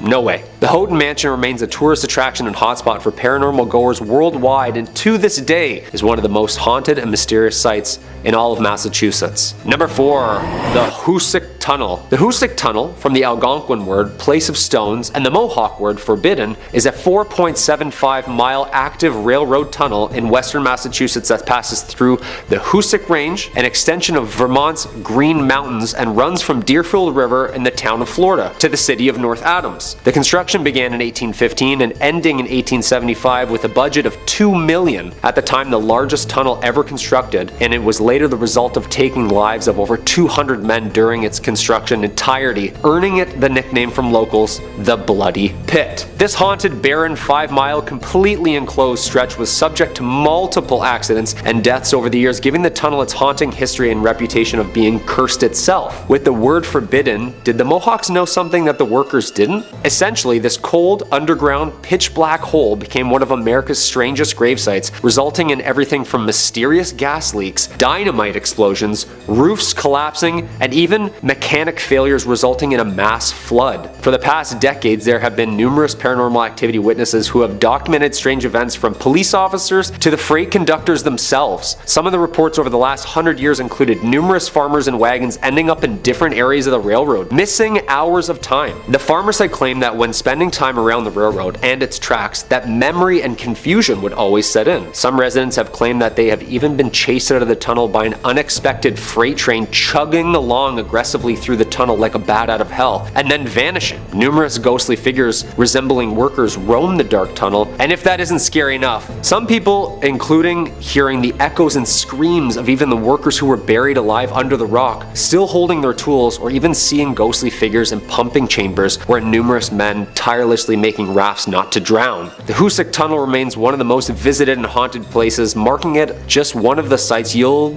probably never find me at. Just in 2020, the tunnel was yet again subject to a mysterious collapse, resulting in months of repair. Yeah, I say stop fixing it and just let it be.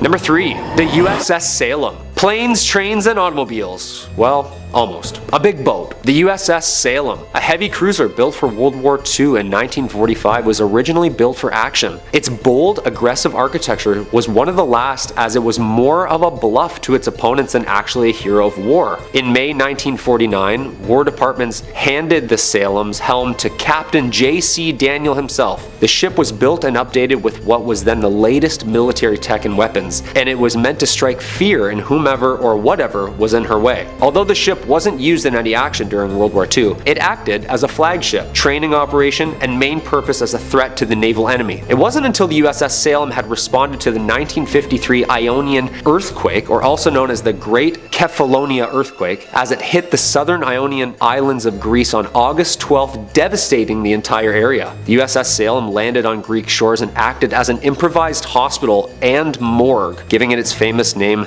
the Sea Witch. The ship was decommissioned shortly after its rescue and lays in Boston's harbor as a tourist attraction from all of its dark history. Some of the paranormal activities that arise on the ship include the Burning Man, who smells of rank death and can be seen in the mess hall where the bodies have been stored. Another famous apparition on the ship is the Ghost Girls, who lurk the halls of the ship. Little ghostly figures can be seen and felt on the legs of tour goers. Some people claim that the ship is even home to hellhounds, an aggressive pack of ghostly creatures that roam the ship, growling and scratching at closed doors. Yeah, the next time my dog scratches at my door, she's going up for adoption. I'm sorry. Number 2. The Lizzie Borden House. This quaint bed and breakfast located at 230 2nd Street is home to one of America's most haunted and mysterious homes. The Lizzie Borden House gets its haunt from an unsolved murder of Lizzie Borden in 1892. One of the most infamous true crime figures, known for her murdering of her father and stepmother with several blows to the head with a hatchet. Oof, ouch. Although acquitted, the killings remain unsolved to this day. This case earned notoriety, and much that the popular local children's rhyme had been linked to this death. Lizzie Borden took an axe and gave her mother 40 whacks. When she saw what she had done, she gave her father 41. That is horrible. On August 4th, 1892, Lizzie's stepmother of 27 was struck 19 times while her father Andrew was hit 11. Although Lizzie Borden was acquitted and found not guilty, the dark history draws in crowds every night for its nightly tour of the premises. The Lizzie Borden room, the infamous room where all of the murders took place, is the most requested and most popular for paranormal overnighters. And not only can you enjoy a lovely inclusive breakfast to yourself, but the nightly house tour, ghost tour, and ghost hunt attracts fans of horror every night of the year. Yeah, that's terrifying.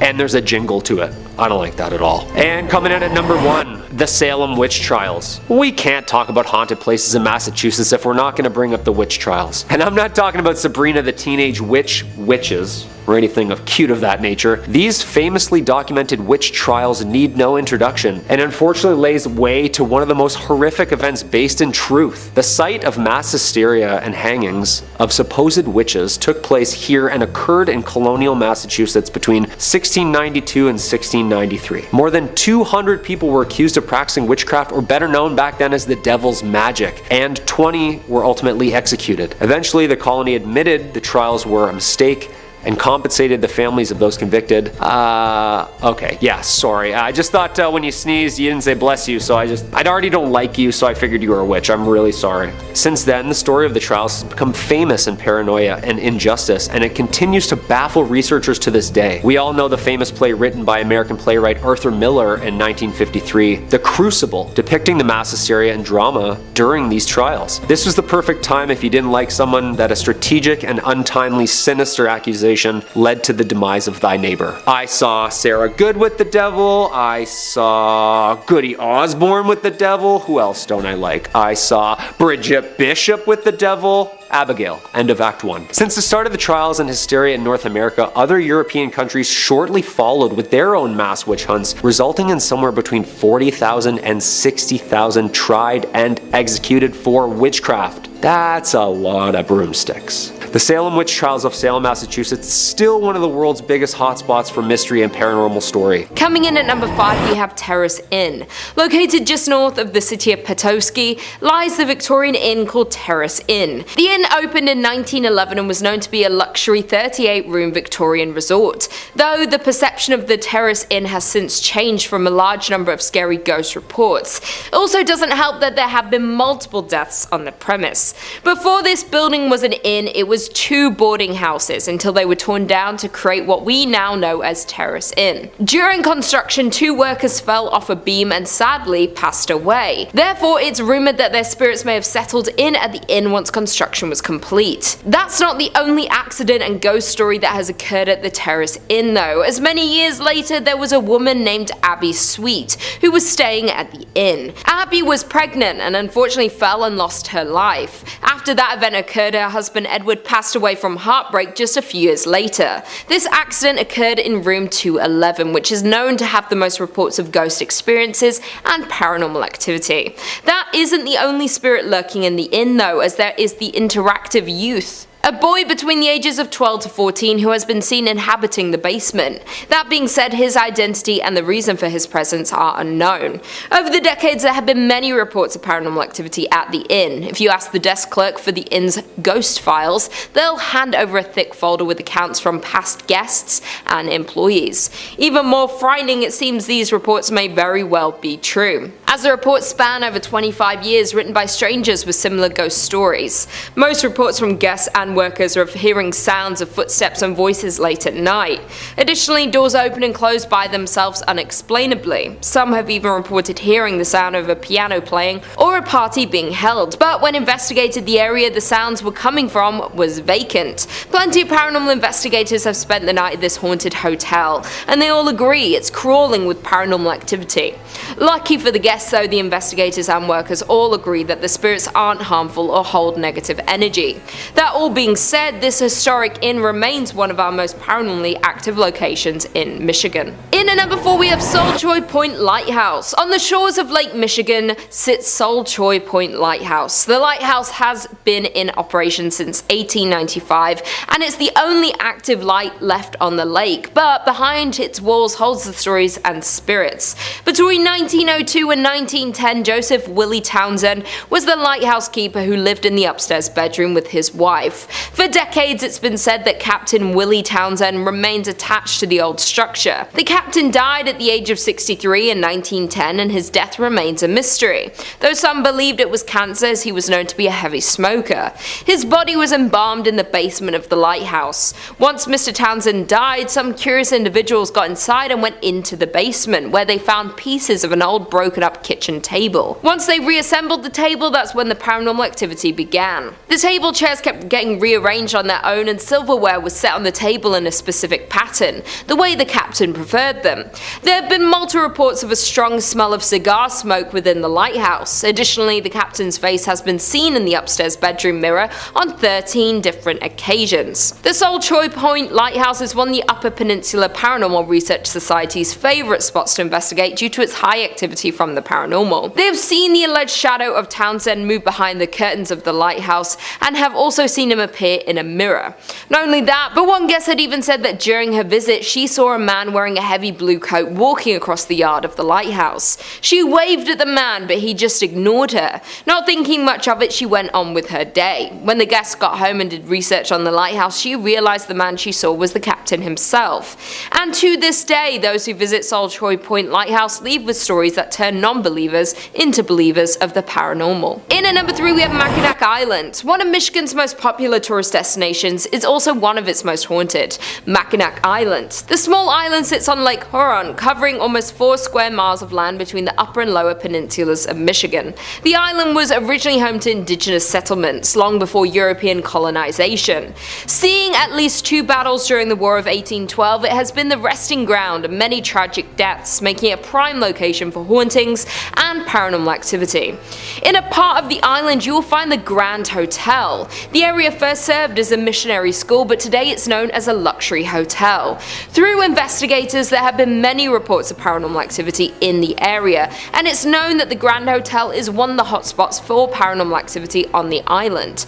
Legend has it that construction workers uncovered human remains while digging the hotel's foundation, with paranormal activity stories being recorded in the theatre, outside grounds, and in its rooms. The staff have also reported seeing a man in a top hat playing the bar's piano. Others see a woman in Victorian clothing who roams the halls, even getting into beds. Another paranormal hotspot is the Mission Point Resort, which was a moral realignment, a religious movement from the 1930s. The resort's popular ghost story is about a man named Harvey who died in the late 1960s. Supposedly, Harvey was dealing with a broken heart and ended his life behind the resort, not being found until 6 months later. Some people believe there's more to the story, that he was perhaps murdered. That being said, Harvey is often reported in the resort's theatre, where visitors have reported being pinched or poked. With the never-ending ghost stories and paranormal reports, the island is deemed the most haunted town per capita in the United States, with 16 haunted locations per 478 people. It is safe to say that there are some paranormal activities and ghosts lurking on the grounds of the island. Coming in at number 2 we have Pali Hotel. Due to the growing number of railroad passengers passing through the area, the hotel was built in 1891. Many staff, residents, and haunted historians will agree that the Pali Hotel is one of the most haunted buildings in the state of Michigan. Norman Gauthier, a professor of parapsychology who is also known as a world-famous ghost hunter, investigated the hotel in 1989 and concluded that the building is indeed haunted by a great number of spirits. Throughout the years, the hotel survived 2 fires exactly 65 years apart. Many residents and guests of the hotel have talked about the weird feelings they got on the second floor of the hotel, without us actually admitting to seeing ghosts. The inn's most famous ghost is said to be the former owner himself, Mr. Hurst. Hurst passed away in the 1920s, but many believe he just can't let go of his hotel. He is the most active ghost at the Pali Hotel and wasn't happy with the renovations that had been done to his inn.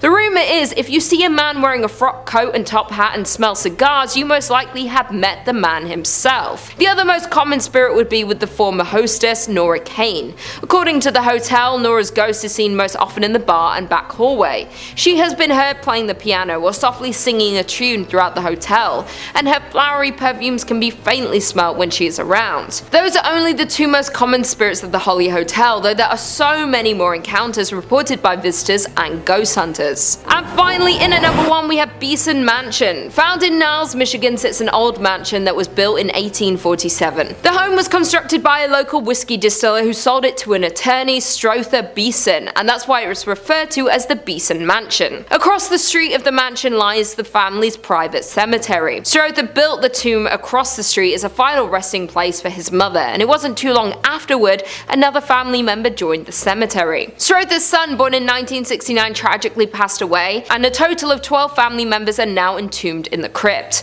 The ghost stories surrounding the Beeson Mausoleum are at least based on truth, if not completely true. Family legends about Harriet's odd behavior were cited in newspapers over time, but not until much later, accompanied by reporting on unverifiable hauntings. Jumping to the late 1980s, when working to restore the mansion, the property owner reported hitting their head on a table in the hall, but something hitting them on the back. As well, they experienced instances of being pushed forward by an unknown force. Additionally, the doors would open and close behind them unexplainably.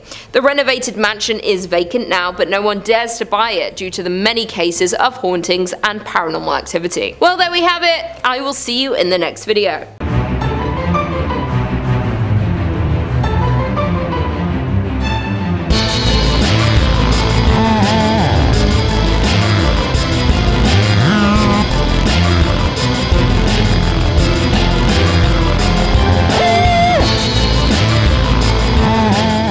Kicking off the list at number 5, the Landmark Inn. Located in the upper peninsula of Michigan, right around Lake Superior, you'll find the Landmark Inn. Yeah, nice and cute and cozy. Come on in, take your coat off, stay a while. This fancy hotel was originally built in 1930 as a luxury accommodation for wealthy business owners from all around the United States. Sounds like a good time. Let's gather, let's talk shop around candles. These business owners would visit the Landmark to check on their business interests, all that good stuff. Though for its 100 years being open to guests, the hotel has had multiple reports of, you guessed it, ghosts and paranormal activity. It's so common at the Landmark Inn that the ghost hunters and paranormal investigators, they make trips out to the hotel quite often just to check in and be like, hey, how's it going? And they put on their gadgets and they just check in on them. They can rely on them. The hotel's 6th floor is home to one of the saddest stories the hotel has ever seen. This story takes place in the 1930s when the hotel was a new, lively social and cultural center in town. The story revolves around a ship worker who fell in love with a local librarian and conducted their love affair in the Lilac Room. Yeah, of all places, of course. Let's go meet the Lilac Room. Sounds beautiful. And that was where the man was staying. Perfect place to meet. The couple was said to have a planned wedding upon his return from the last voyage on the sometimes treacherous Lake Superior. Unfortunately, their love affair ended in tragedy when his ship met with a storm and sank to the bottom of a lake. He never returned to the shore, and the librarian mourned the man in said Lilac Room, eventually dying herself of a broken heart. The heartbreaking story comes with many reports of the Lilac Room now being haunted. Yeah, rightfully so, as a large number of guests has reported hearing cries and whispers from a female. The female is also seen by many guests and workers on the 6th floor near the Lilac Room, crying and mourning for her loved one. A less romantic story that is associated with the hotel goes back to when it was even finished being built. During construction, a man ended the life of his girlfriend due to anger and jealousy, and this took place right after she told him about her past boyfriends and their relationship history. Just normal stuff that he flipped out on, just a monster. And since the hotel was still being built, to conceal the evidence, the man buried her in the unfinished basement. Just horrible stuff. You knew I was going there and you're like, ah, please don't. To this day, decades later, visitors and employees report hearing cries from that basement, and some report hearing whispers from a female voice asking for them to find her body. I just got goosebumps. That's real goosebumps. No matter how much time goes by, these two women, heartbroken for different reasons, still haunt said hotel today. Number 4, Michigan Bell Telephone Building. The Bell Telephone Building can be found in downtown Grand Rapids. It's known from the legend that the building is haunted by 2 ghosts. It's always 2, eh? Always gotta have pairs.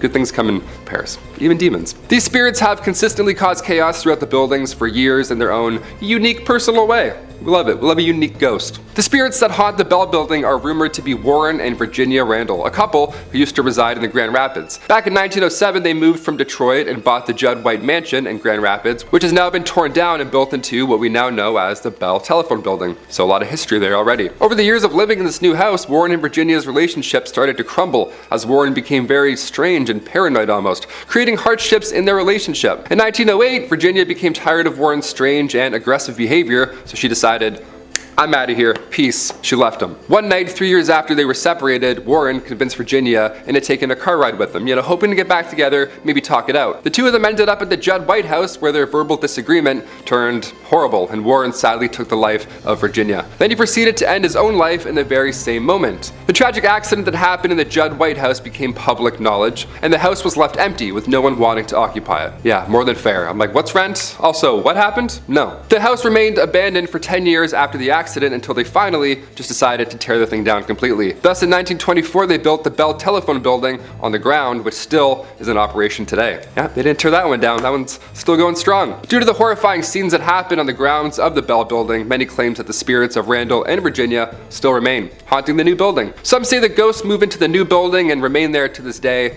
I mean, I think that's possible. Ghosts like to move. They They can go through walls. They can probably relocate. Through the years of operation in the office building, visitors and employees all report being harassed by strange late night calls, which have been traced back to be coming from inside of the building itself. Yeah, inside the house. You guessed it. It's upstairs. That's so scary. Due to this and the strange eerie feelings that the employees feel while they're even working, it's safe to say Randall and Virginia may remain on the grounds. Most likely. They're definitely there. It sounds like they're there. They're for sure there. Number 3, the Henderson Castle. Established in 1895, this castle is a hub for many spirits and paranormal activity. I mean, it's a castle. The original owners, Frank and Mary Henderson, are said to haunt the castle as they passed away back in 1899. Yeah, I wouldn't want to leave either, living or dead. Additionally, other spirits are said to reside in the castle, a young girl and a dog. Yeah, a dog! We've got a dog ghost. How do you deal with that? Ghost barks? That'd be so scary. In 2005, the castle was occupied by Peter Livingstone McNellis and his family. When the family resided in the castle, Livingstone's son, Vincent, before anyone else had ever reported anything strange happening in the house, he said that he saw an apparition of a figure in the Victorian room, originally the changing room for one Mary Henderson. The son said while pointing at a picture of a woman dressed in an old period clothing, some Victorian clothing, that was the woman he saw wearing that same clothing. I would throw up. If someone ever said that, I'd be like, oh, this Victorian painting? And one former innkeeper who stayed at the castle each night told Livingstone on numerous occasions that she also felt a presence coming up and down the staircase, a movement passing her on the stairs when she would walk by. Ugh, these are scary. Top 5 is like, or top 10 is scary fish. This is hard. This is some scary stuff. 9 a.m. I'm already getting spooked. While now the castle is being used for a bed and breakfast, guests have fallen victim to ghosts as well. Yeah, it's not over yet. The Henderson Castle is a very paranormal active ground that many ghost hunters have investigated, and they've confirmed, in fact, that it's haunted by spirits. I trust them. The people that can go into these castles and physically do this, I'm like, yep, I trust your opinion, whatever. He just comes out, he's like, haunted. We're like, thanks, Daryl. This has been confirmed as these ghosts have interacted with many paranormal investigator teams, in addition to guests and employees of the castle.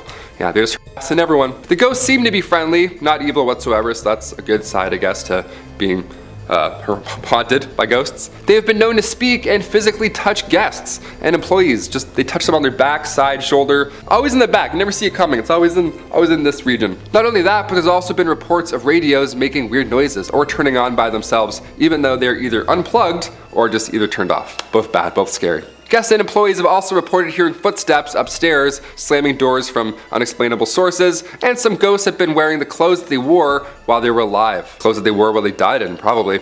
As the spirit of Mary Henderson has been reported as many guests at the top of the staircase, wearing her usual getup. Imagine being like a clown, like a jester, and then you die in that, and that's what you look like as a ghost. You're like, what?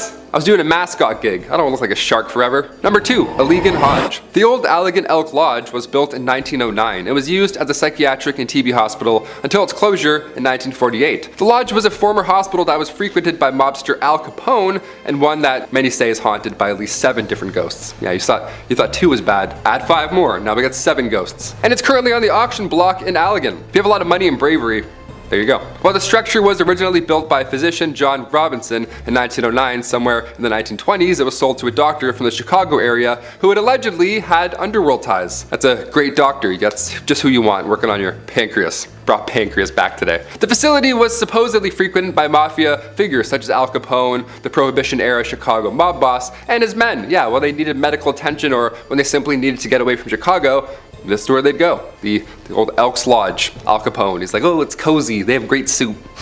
Years later, it was used as an Eagles Lodge and an Elks Lodge. And in 2010, it was acquired by an Allegan woman who began renovating the property, but now she wants to sell it. Yeah, can't imagine why. Because one of the former doctors who owns the lodge had underworld ties, maybe? Something like that? I don't know. It led to a lot of people believing that there's a lot of undercover stuff about this lodge. It's still happening to this day. I don't know why I'm doing this like it's like over there, but I'm like, there's something going on in that lodge, especially as it's known to hold 7 different paranormal entities, like I mentioned previously. For many years, employees and visitors have told stories of spirits who relentlessly roam the building. Some of the paranormal activity that has been experienced here includes cabinets opening up by themselves in the kitchen, sounds of children laughing, it's always calming in the morning, photographic anomalies captured throughout the building, and like you name it, shadowy figures in the basement, all bad. Notably where the morgue was located, the basement, good stuff, a lot of stuff happening in there. They'd be knocking on the front door, indiscernible conversations, and ringing of the doorbell when no one was present. Yeah, good stuff. Again, I have goosebumps, they're back. Guests also heard footsteps and the sound of hospital activity long after being used as one. They'd also see full-bodied apparitions of children.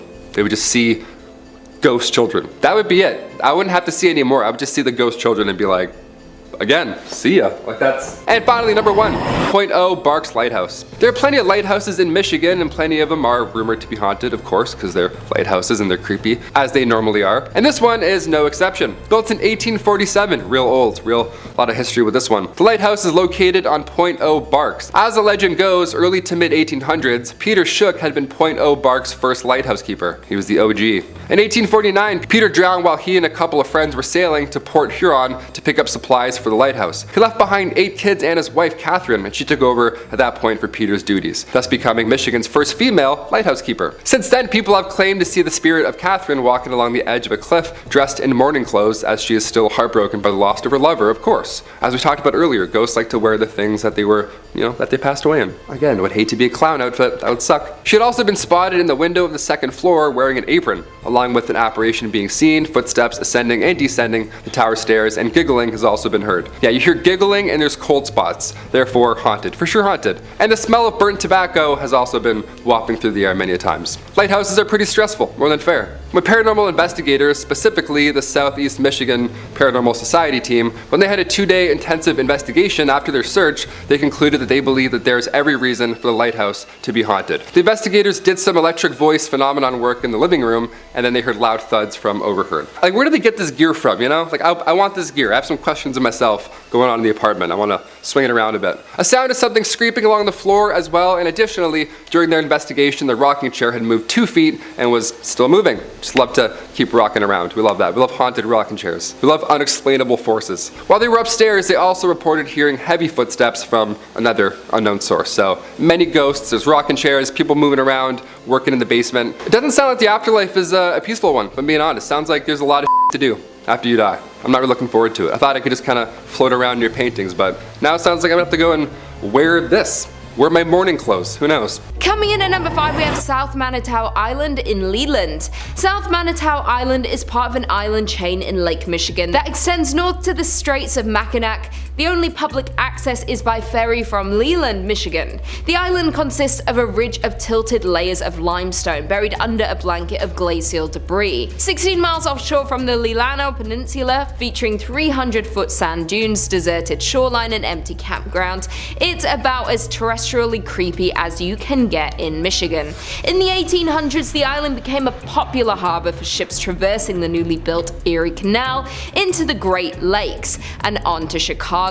One local legend surrounds a ship full of passengers stricken with cholera stopped at South Manitou, where sailors buried their victims in a mass grave, some of them still alive at the time. Soon after this incident, the first appearance of ghosts and hauntings began. The mass grave is believed to be near the old cemetery just north of the Bay campground. This is also near where the old dock used to be located. Additionally, the passage between mainland Michigan and Manitou is one of the deadliest sections of Lake Michigan. This is due to a sudden weather change, creating a navigational hazard, causing over 50 known shipwrecks. Traffic was quite busy here during the late 1800s, and there were frequent accidents where ships would literally run into each other.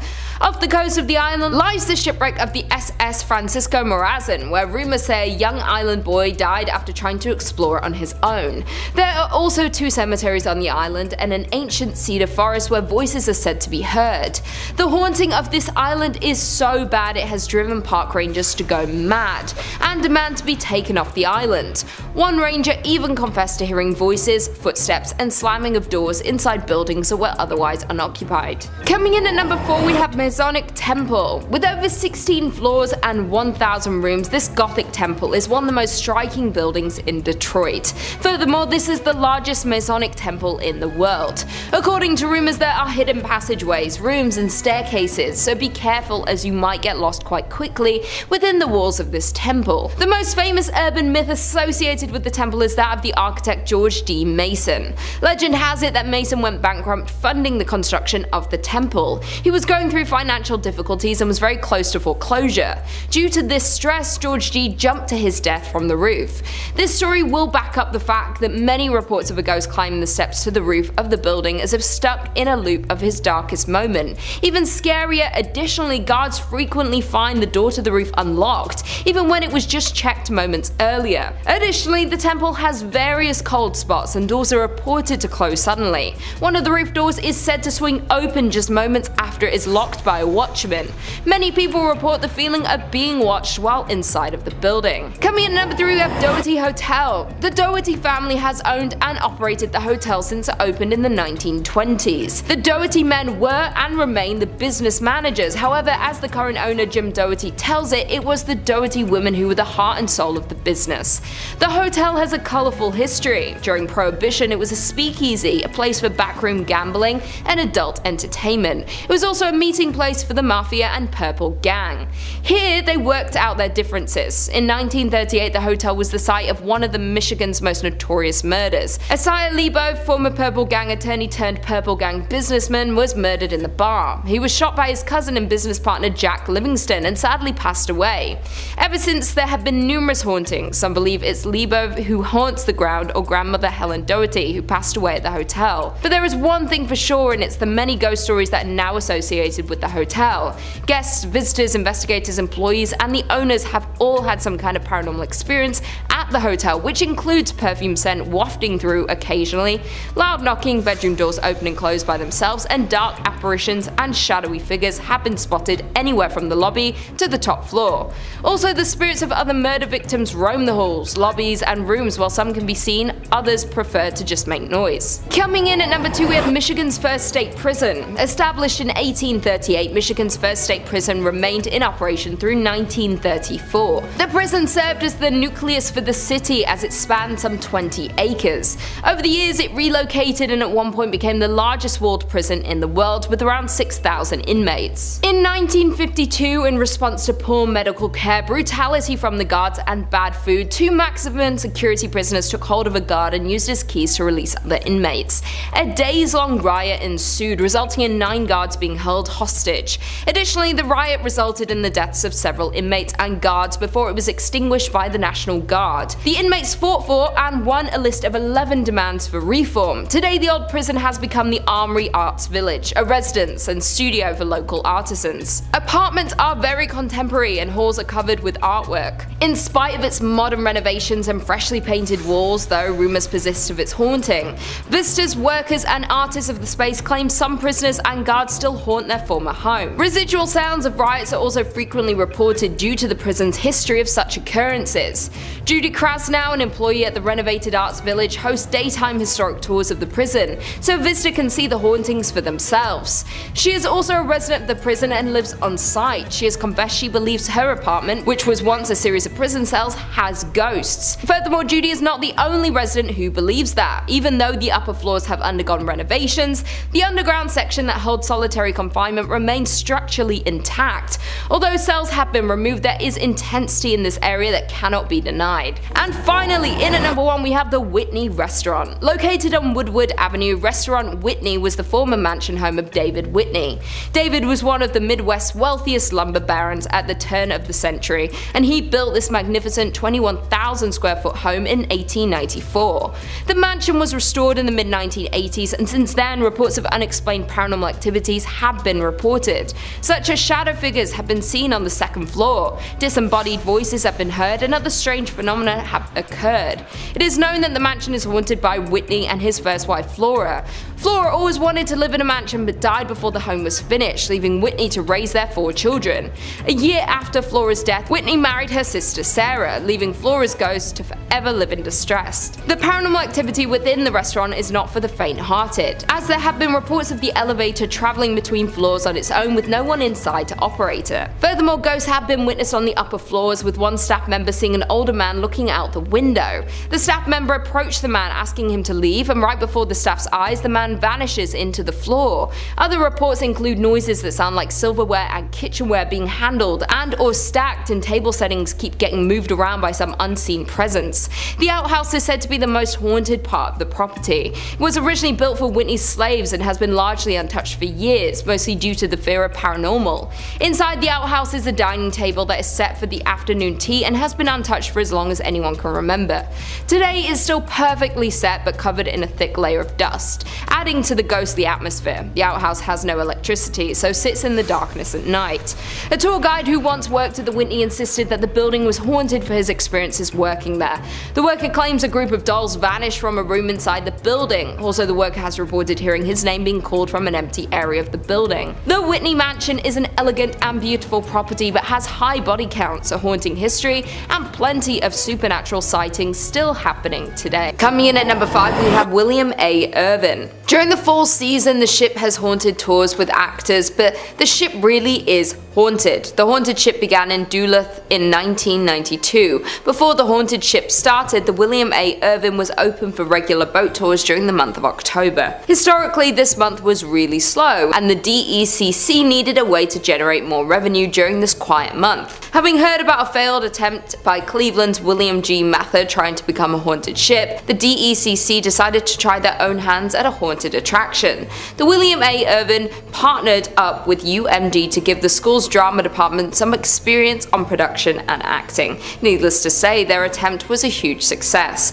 More than 2 decades later, the haunted ship is the peak of the Irvin's yearly business. The most common sighting that employees relate is that a lady in white has been seen walking around the ship, noticeably. She is usually up on deck and is dressed in period clothing. Nobody has ever been able to identify who she is or why she is tied to the vessel. There is also said to be a former captain who is still overseeing his ship. He is most often seen in the captain's chair and is said to be angry that the ship remains in dock and is no longer seaworthy. There are another 2 men haunting the ship. One sticks to the front of the ship and apparently does not understand what has happened to him, while the other sticks to the rear of the ship and has confirmed that he died after falling from a ladder. The family of the second man has come forward and said the story surrounding his death was always suspicious and they were denied a claim to his pension. In at number 4, we have Enger Tower. The 82-year-old watchtower can be found right in the middle of Enger Park. The tower was built in 1939 and looks over the Duluth Harbor, being known as one of the most well-known haunted places in Minnesota, and for good reason. The tower is 531 feet above Lake Superior and is built of bluestone from local sources. Enger Tower was first dedicated by Crown Prince Olav and Crown Princess Martha of Norway on June 15th. It was built as a tribute to businessman Bert Enger, who passed away in 1931. The dedication was in honor of Bert Enger, native of Norway who came to this country and became a successful furniture dealer. At the time of his death, Mr. Enger donated 2/3 of his estate to the city of Duluth. This included the land known as Enger Hill, which along with Enger Tower is also the home of Enger Park and Enger Golf Course. The tower can be seen almost anywhere throughout the city and has since been restored. There is a local legend that a man took his own life in 1948 by jumping off the 5th level of Enger Tower. They say his body has been found hours later but was never identified. That being said, there are numerous ghost stories of visitors seeing a man on the 5th floor of the tower before entering,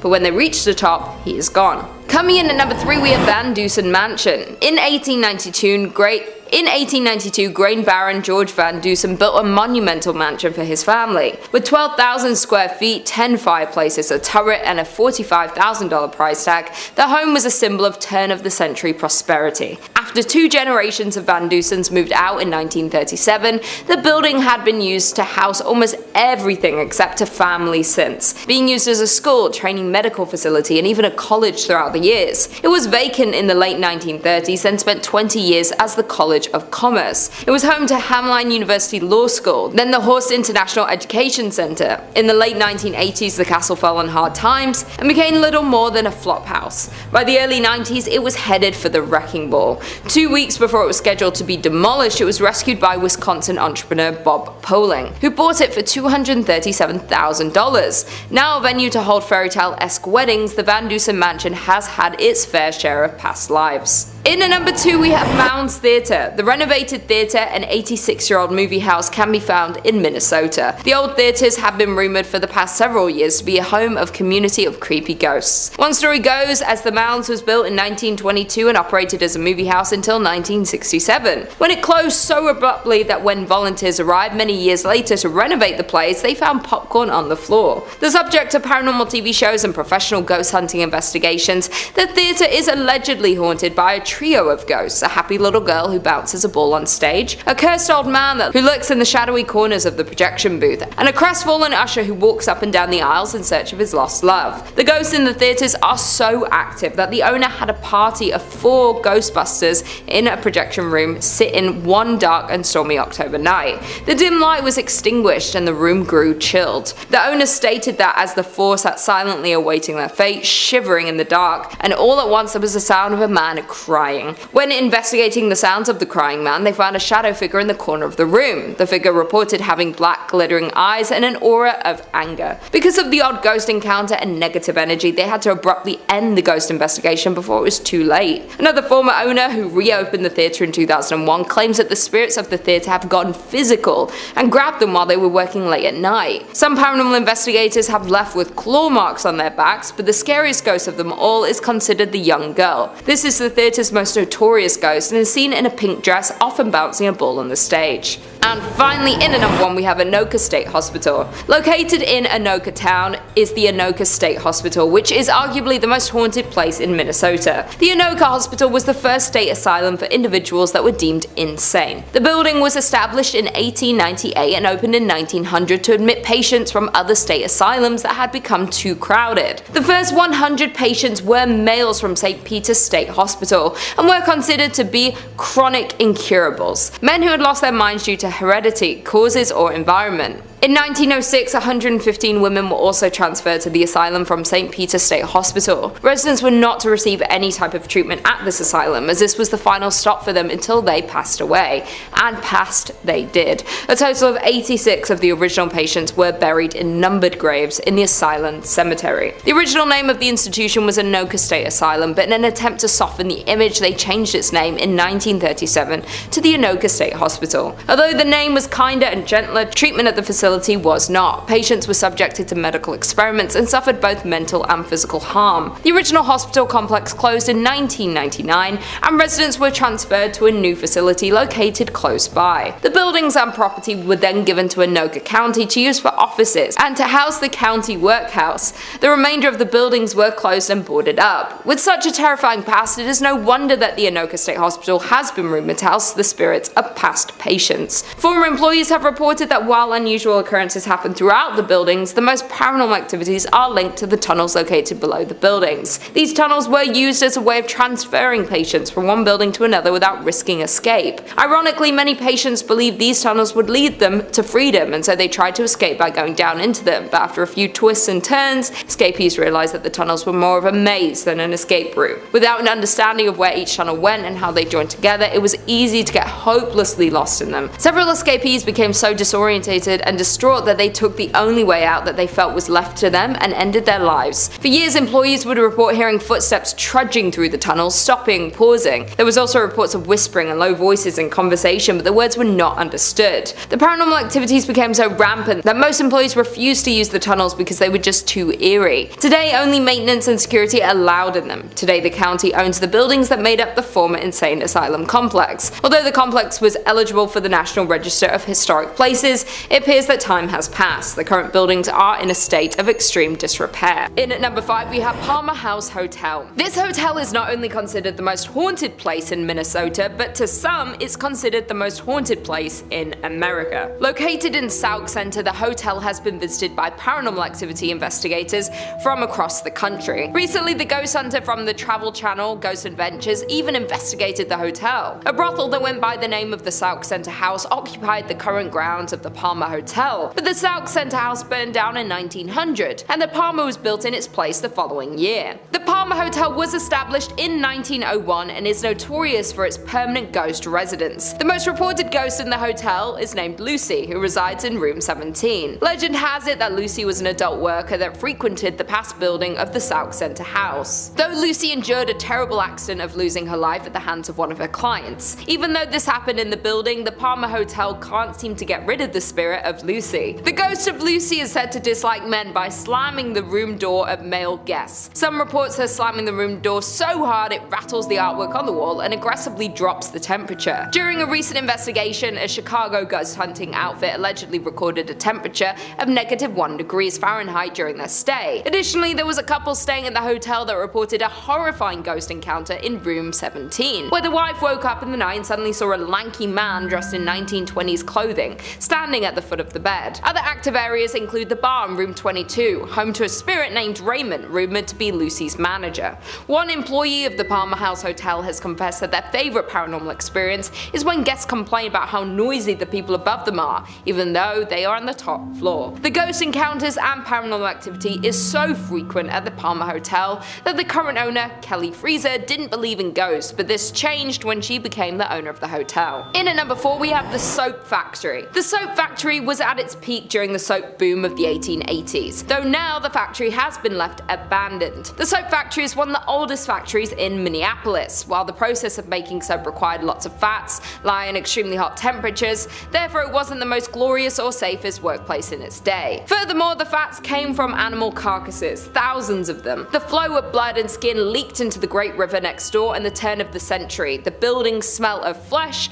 made it a hot spot for stray dogs that the city paid to be rounded up and sent to the end of their life. If that's not creepy enough, there are legends regarding malpractice taking place at the factory, with animal fats from local restaurants taken to be made into soap. And there were also rumors of child labor at the factory, but whatever you choose to believe, there is no denying that the site contains negative energy. Now the basement of the abandoned factory is used for haunted tours. The tour is so scary in fact that guests have to sign a waiver and have to be 18 to go on the tour. In at number 3 we have First Avenue. Located in downtown Minneapolis, the building, which is now home to this nightclub, has a rounded front, is painted black, and has white stars on its sidewalls with the names of many of the musical talents who have done shows in one of these 3 event rooms found inside. Before it was famous for being a nightclub, the First Avenue was a Greyhound depot. The First Avenue legend has to do with the building's former self, the great Art Deco Greyhound bus center that opened on 7th Street in 1937. The story goes that a young woman went to the station to meet her boyfriend who was returning home from World War II. When she was informed that he had died in combat, she ran into the restroom and ended her life due to heartbreak. In recent years, multiple First Avenue staffers have reported seeing a ghost in the washroom. The ghost has been reportedly described as a woman always in a green army jacket and sometimes seen dancing at the club along with other ghosts. Legend says that many homeless people died in the bus station as well, and they can be seen dancing with the women. There have been reports of another spirit haunting the nightclub. The staffers nicknamed this spirit Slippy, while this particular ghost is said to make a balloon appear from nowhere which then floats up and down the staircase on its own. Dave Schrader, paranormal investigator, visited First Avenue to assess the paranormal activity in the building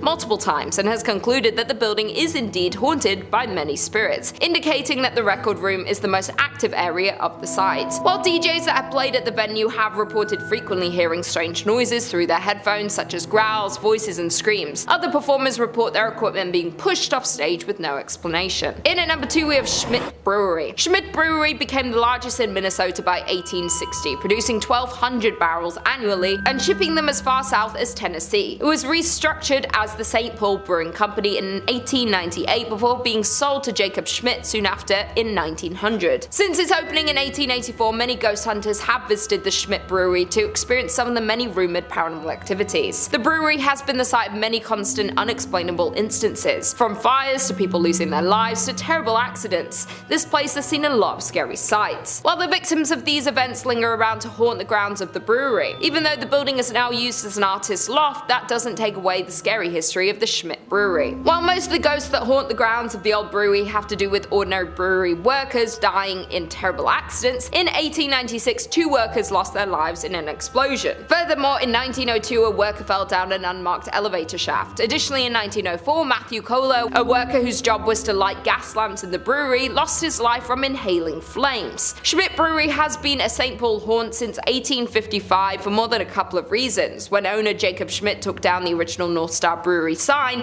replacing it with his namesake, Jacob Schmidt Brewing Company. The entire brewery burned down a year later in 1900. Plenty of other bad luck would also follow on the grounds of the brewery, suspected due to the tragic death of many workers of the brewery. And finally, in at number 1 we have Four Pals Restaurant. Known as the most haunted restaurant in Minnesota, the Four Pal has a tragic story. Located in St. Paul, 1984, Four Pals was a high-end restaurant located in Irvine Park, and the restaurant is a beautiful Victorian mansion. Sadly though, the restaurant is now permanently closed. The dark stories about Four Pals restaurant hint that the historic mansion is seriously haunted. As the story goes, back in the late 1800s, Joseph Fourpal had an affair with the mansion's maid, Molly. It was not long before his wife discovered this relationship and love for Mary. Therefore, the wife became extremely jealous of the servant and assigned Molly to do chores that would keep her away from the bedrooms and away from Joseph. Molly became pregnant and Joseph ended the affair, but Molly was so distraught about the whole situation that she ended her life. According to reports, she ended her life in the attic. Joseph was upset when he heard the news about Molly that he figured he could not stay in the house where his beloved died. One day he went out for a walk and ended his life as well. Since then, restaurant guests and employees have reported creepy sightings of a woman dressed in 1800s attire, lights turning off and on by themselves, and strange noises coming from the attic. In one case, the disturbances were so chaotic that it led to an investigation by the St. Paul police, whose canine dog refused to enter the attic. It is said that Joseph and Molly both haunt Four Pals, but many guests have said Molly is more active spirit. People say they have seen the two walking around the dining area, but Molly bangs on walls and smashes glasses. Some people say they can smell her lavender perfume. That being said, Mr. Fourpal is also sometimes seen, and his ghost has been reported wearing a dark waistcoat, silk vest, pinstripe trousers, and a derby hat. He can be seen going to the basement, at which time the lights flicker and shuffling noises are heard. He roams the house and has been caught on film many times. The former staff of the restaurant have also reported on many occasions when they would go floor by floor turning off lights as they closed down for the night. Then when the staff members get in their cars to leave, they'll notice the top floor light is on. Nevertheless, if the restaurant is haunted, the story of Mr. Fourpal and Molly is one of the most devastating to date. Kicking us off at number 5, we have the St. Louis Cemetery number 1. The first of 3 Roman Catholic cemeteries in New Orleans, this is a legendary site for ghost spotting, although you'll need a vetted tour guide to get in. Break this rule and who knows what kind of curse you'll incur. The cemetery is full of above ground tombs, which some refer to as cities of the dead. These vaults are largely from the 18th and 19th centuries, although some of the graves date back to early 1700s. Of course, with all sorts of above ground burials, one would expect to see plenty of ghosts here. Visitors claim to see manifestations of ghosts walking around, and an abundance of amateur photographers claim to have captured ghost orbs on film.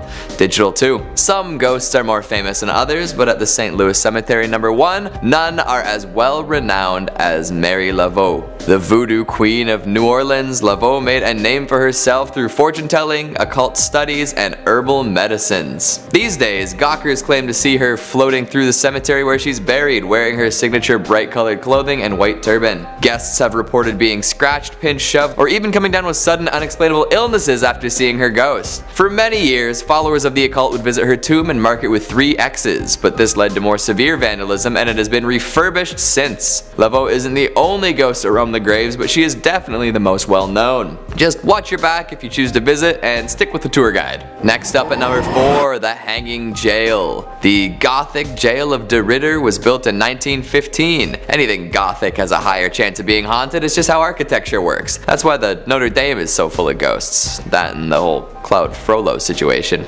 Spirit appreciators in the know believe that the jail is haunted by 2 men hung for the slaying of a taxi driver. Joe Gona and Moulton Brasseau hired a taxi driver late one night and told him to drive. For reasons still up in the air, they killed him. Not knowing what to do with the body, the 2 men dumped it in the old Pickering Mill pond and ran off into the night. Maybe they drove off. I wonder if they took the cab. The body was found and traced back to the 2 would-be on-the-run murderers, and such they were convicted and then hung from the 3rd floor gallows. The interesting thing about the gallows, though, is that a spiral staircase circles around the noose. So there's a vertigo-inducing set of stairs surrounding the ominously hanging noose. Definitely a ghost creator if I've ever seen one. In addition to this lovely feature, there's also an underground tunnel connecting the jail to the next door courthouse. That is a tunnel you would not want to find yourself in after hours. Who knows what kind of crooked-necked wailing ghosts you find down there. Of course, there are plenty of people who claim to have captured photos of the ill-fated duo along with many other unlucky lawbreakers. Just remember, kids, if you want to be a ghost, constantly do things that you'll regret. That way, you'll have all sorts of reasons to stick around for the afterlife. Coming in at number 3, we have the Dauphine Orleans Hotel. What was once a bordello is now a very popular hotel and bar. Jilted lovers, recovering soldiers, mistreated women, they all have a chance to haunt this New Orleans landmark. Of all the stories, there are 4 that tend to come up no matter who you ask. The first is that of a lost bride, thought to be the spirit of a young woman named Millie. She was working for the bar as a courtesan when she met a dapper young man and they decided to get married. However, on the morning of the wedding, Millie's groom-to-be was shot dead in a gambling dispute. Distraught, Millie waited for days for her fiancé to show up and never took her wedding dress off. For years, she would wear the white dress around the bar, hoping that someday he would show up. Now her ghost wanders the hotel in her dress, waiting for her love. Another classic story is that of the dancing girl. A young teen has been seen dancing around in the ballroom. Many a drunk guest has claimed that a young girl helped them to their room, all the while dancing as if she were floating on air. There's also the tale of the rebel, a ghost dressed in a dark Confederate uniform. While no battles took place in New Orleans, plenty of wounded soldiers would end up in the city for rest and recovery, and maybe a little bit of time at the bordello. This ghost has been seen pacing the outer courtyard, earning the nickname the Worried General. And of course, the bar itself, known as May's Place, is full to the brim with ghosts. Employees claim to have seen all sorts of unexplainable stuff, from glasses falling down from high shelves to locked doors opening up on their own to brochures swirling around like fall leaves. If you're looking for a haunted overnight stay, the Dauphine Orleans is probably your best bet. Don't go paying any of the ghosts for services though, you probably won't get what you're expecting. Coming in at number 2, Myrtle's Plantation. Built in the late 1700s, this is considered by some to be one of America's most haunted homes. Made extra legendary by the multiple photographs taken featuring ghosts, you'd be hard-pressed to find an ectoplasm enthusiast who hasn't heard of young Chloe. Chloe was a young slave punished for eavesdropping on the family. She took her revenge later on in the form of a poisoned birthday cake. It was served up to the owners of the house, and within 3 hours, 3 people were dead. Apparently that wasn't enough revenge for one lifetime though, as Chloe is still said to haunt the plantation. 2 different pictures have been taken with apparent ghostly qualities to them. One is a photo of the facade of the house, and if you look carefully in the corner, a ghostly visage can be seen. Another is of 2 tourists taking a selfie in front of a window, and Chloe can be seen peering out from in front of the curtains. While famous, some folks claim that they could be doctored. What do you think? After the Chloe incident, many later owners suffered death and murder tragedies while living at the house. Their ghosts have also been seen roaming the grounds. These days, most of the scary stuff is directly ghost related, so I don't know if it's still dangerous or just a spooky tourist attraction. Maybe the spirits like the attention they're getting from the public and would rather not kill anyone else. And finally at number 1, the Lalaurie Mansion. Back in the 1830s, the Lalaurie family was extremely well-to-do, especially Delphine Lalaurie. She was a well-respected member of society and known for throwing lavish parties. All was well and everyone had their fun until disaster struck. A fire swept through the building, burning much of it to the ground. Among the rubble, firefighters found the bodies of chained and tortured slaves in a hidden chamber. It appears that Delphine would perform unnecessary surgery on these poor helpless folks too. By the time all this was figured out, the Lalauries had fled the country, never to be seen again. With no way for justice to be served, the souls of the people held here remained, looking for revenge. Pretty much all future owners of the property quickly left after moving in. The ghosts haunting the walls are pretty aggressive too, with many people reporting bizarre physical assaults by forces unseen. Today, ghost hunters say that it's the most haunted house in the French Quarter. Historians dispute this, but that's not going to stop the Phantom fans from traveling to the Haunted Mansion.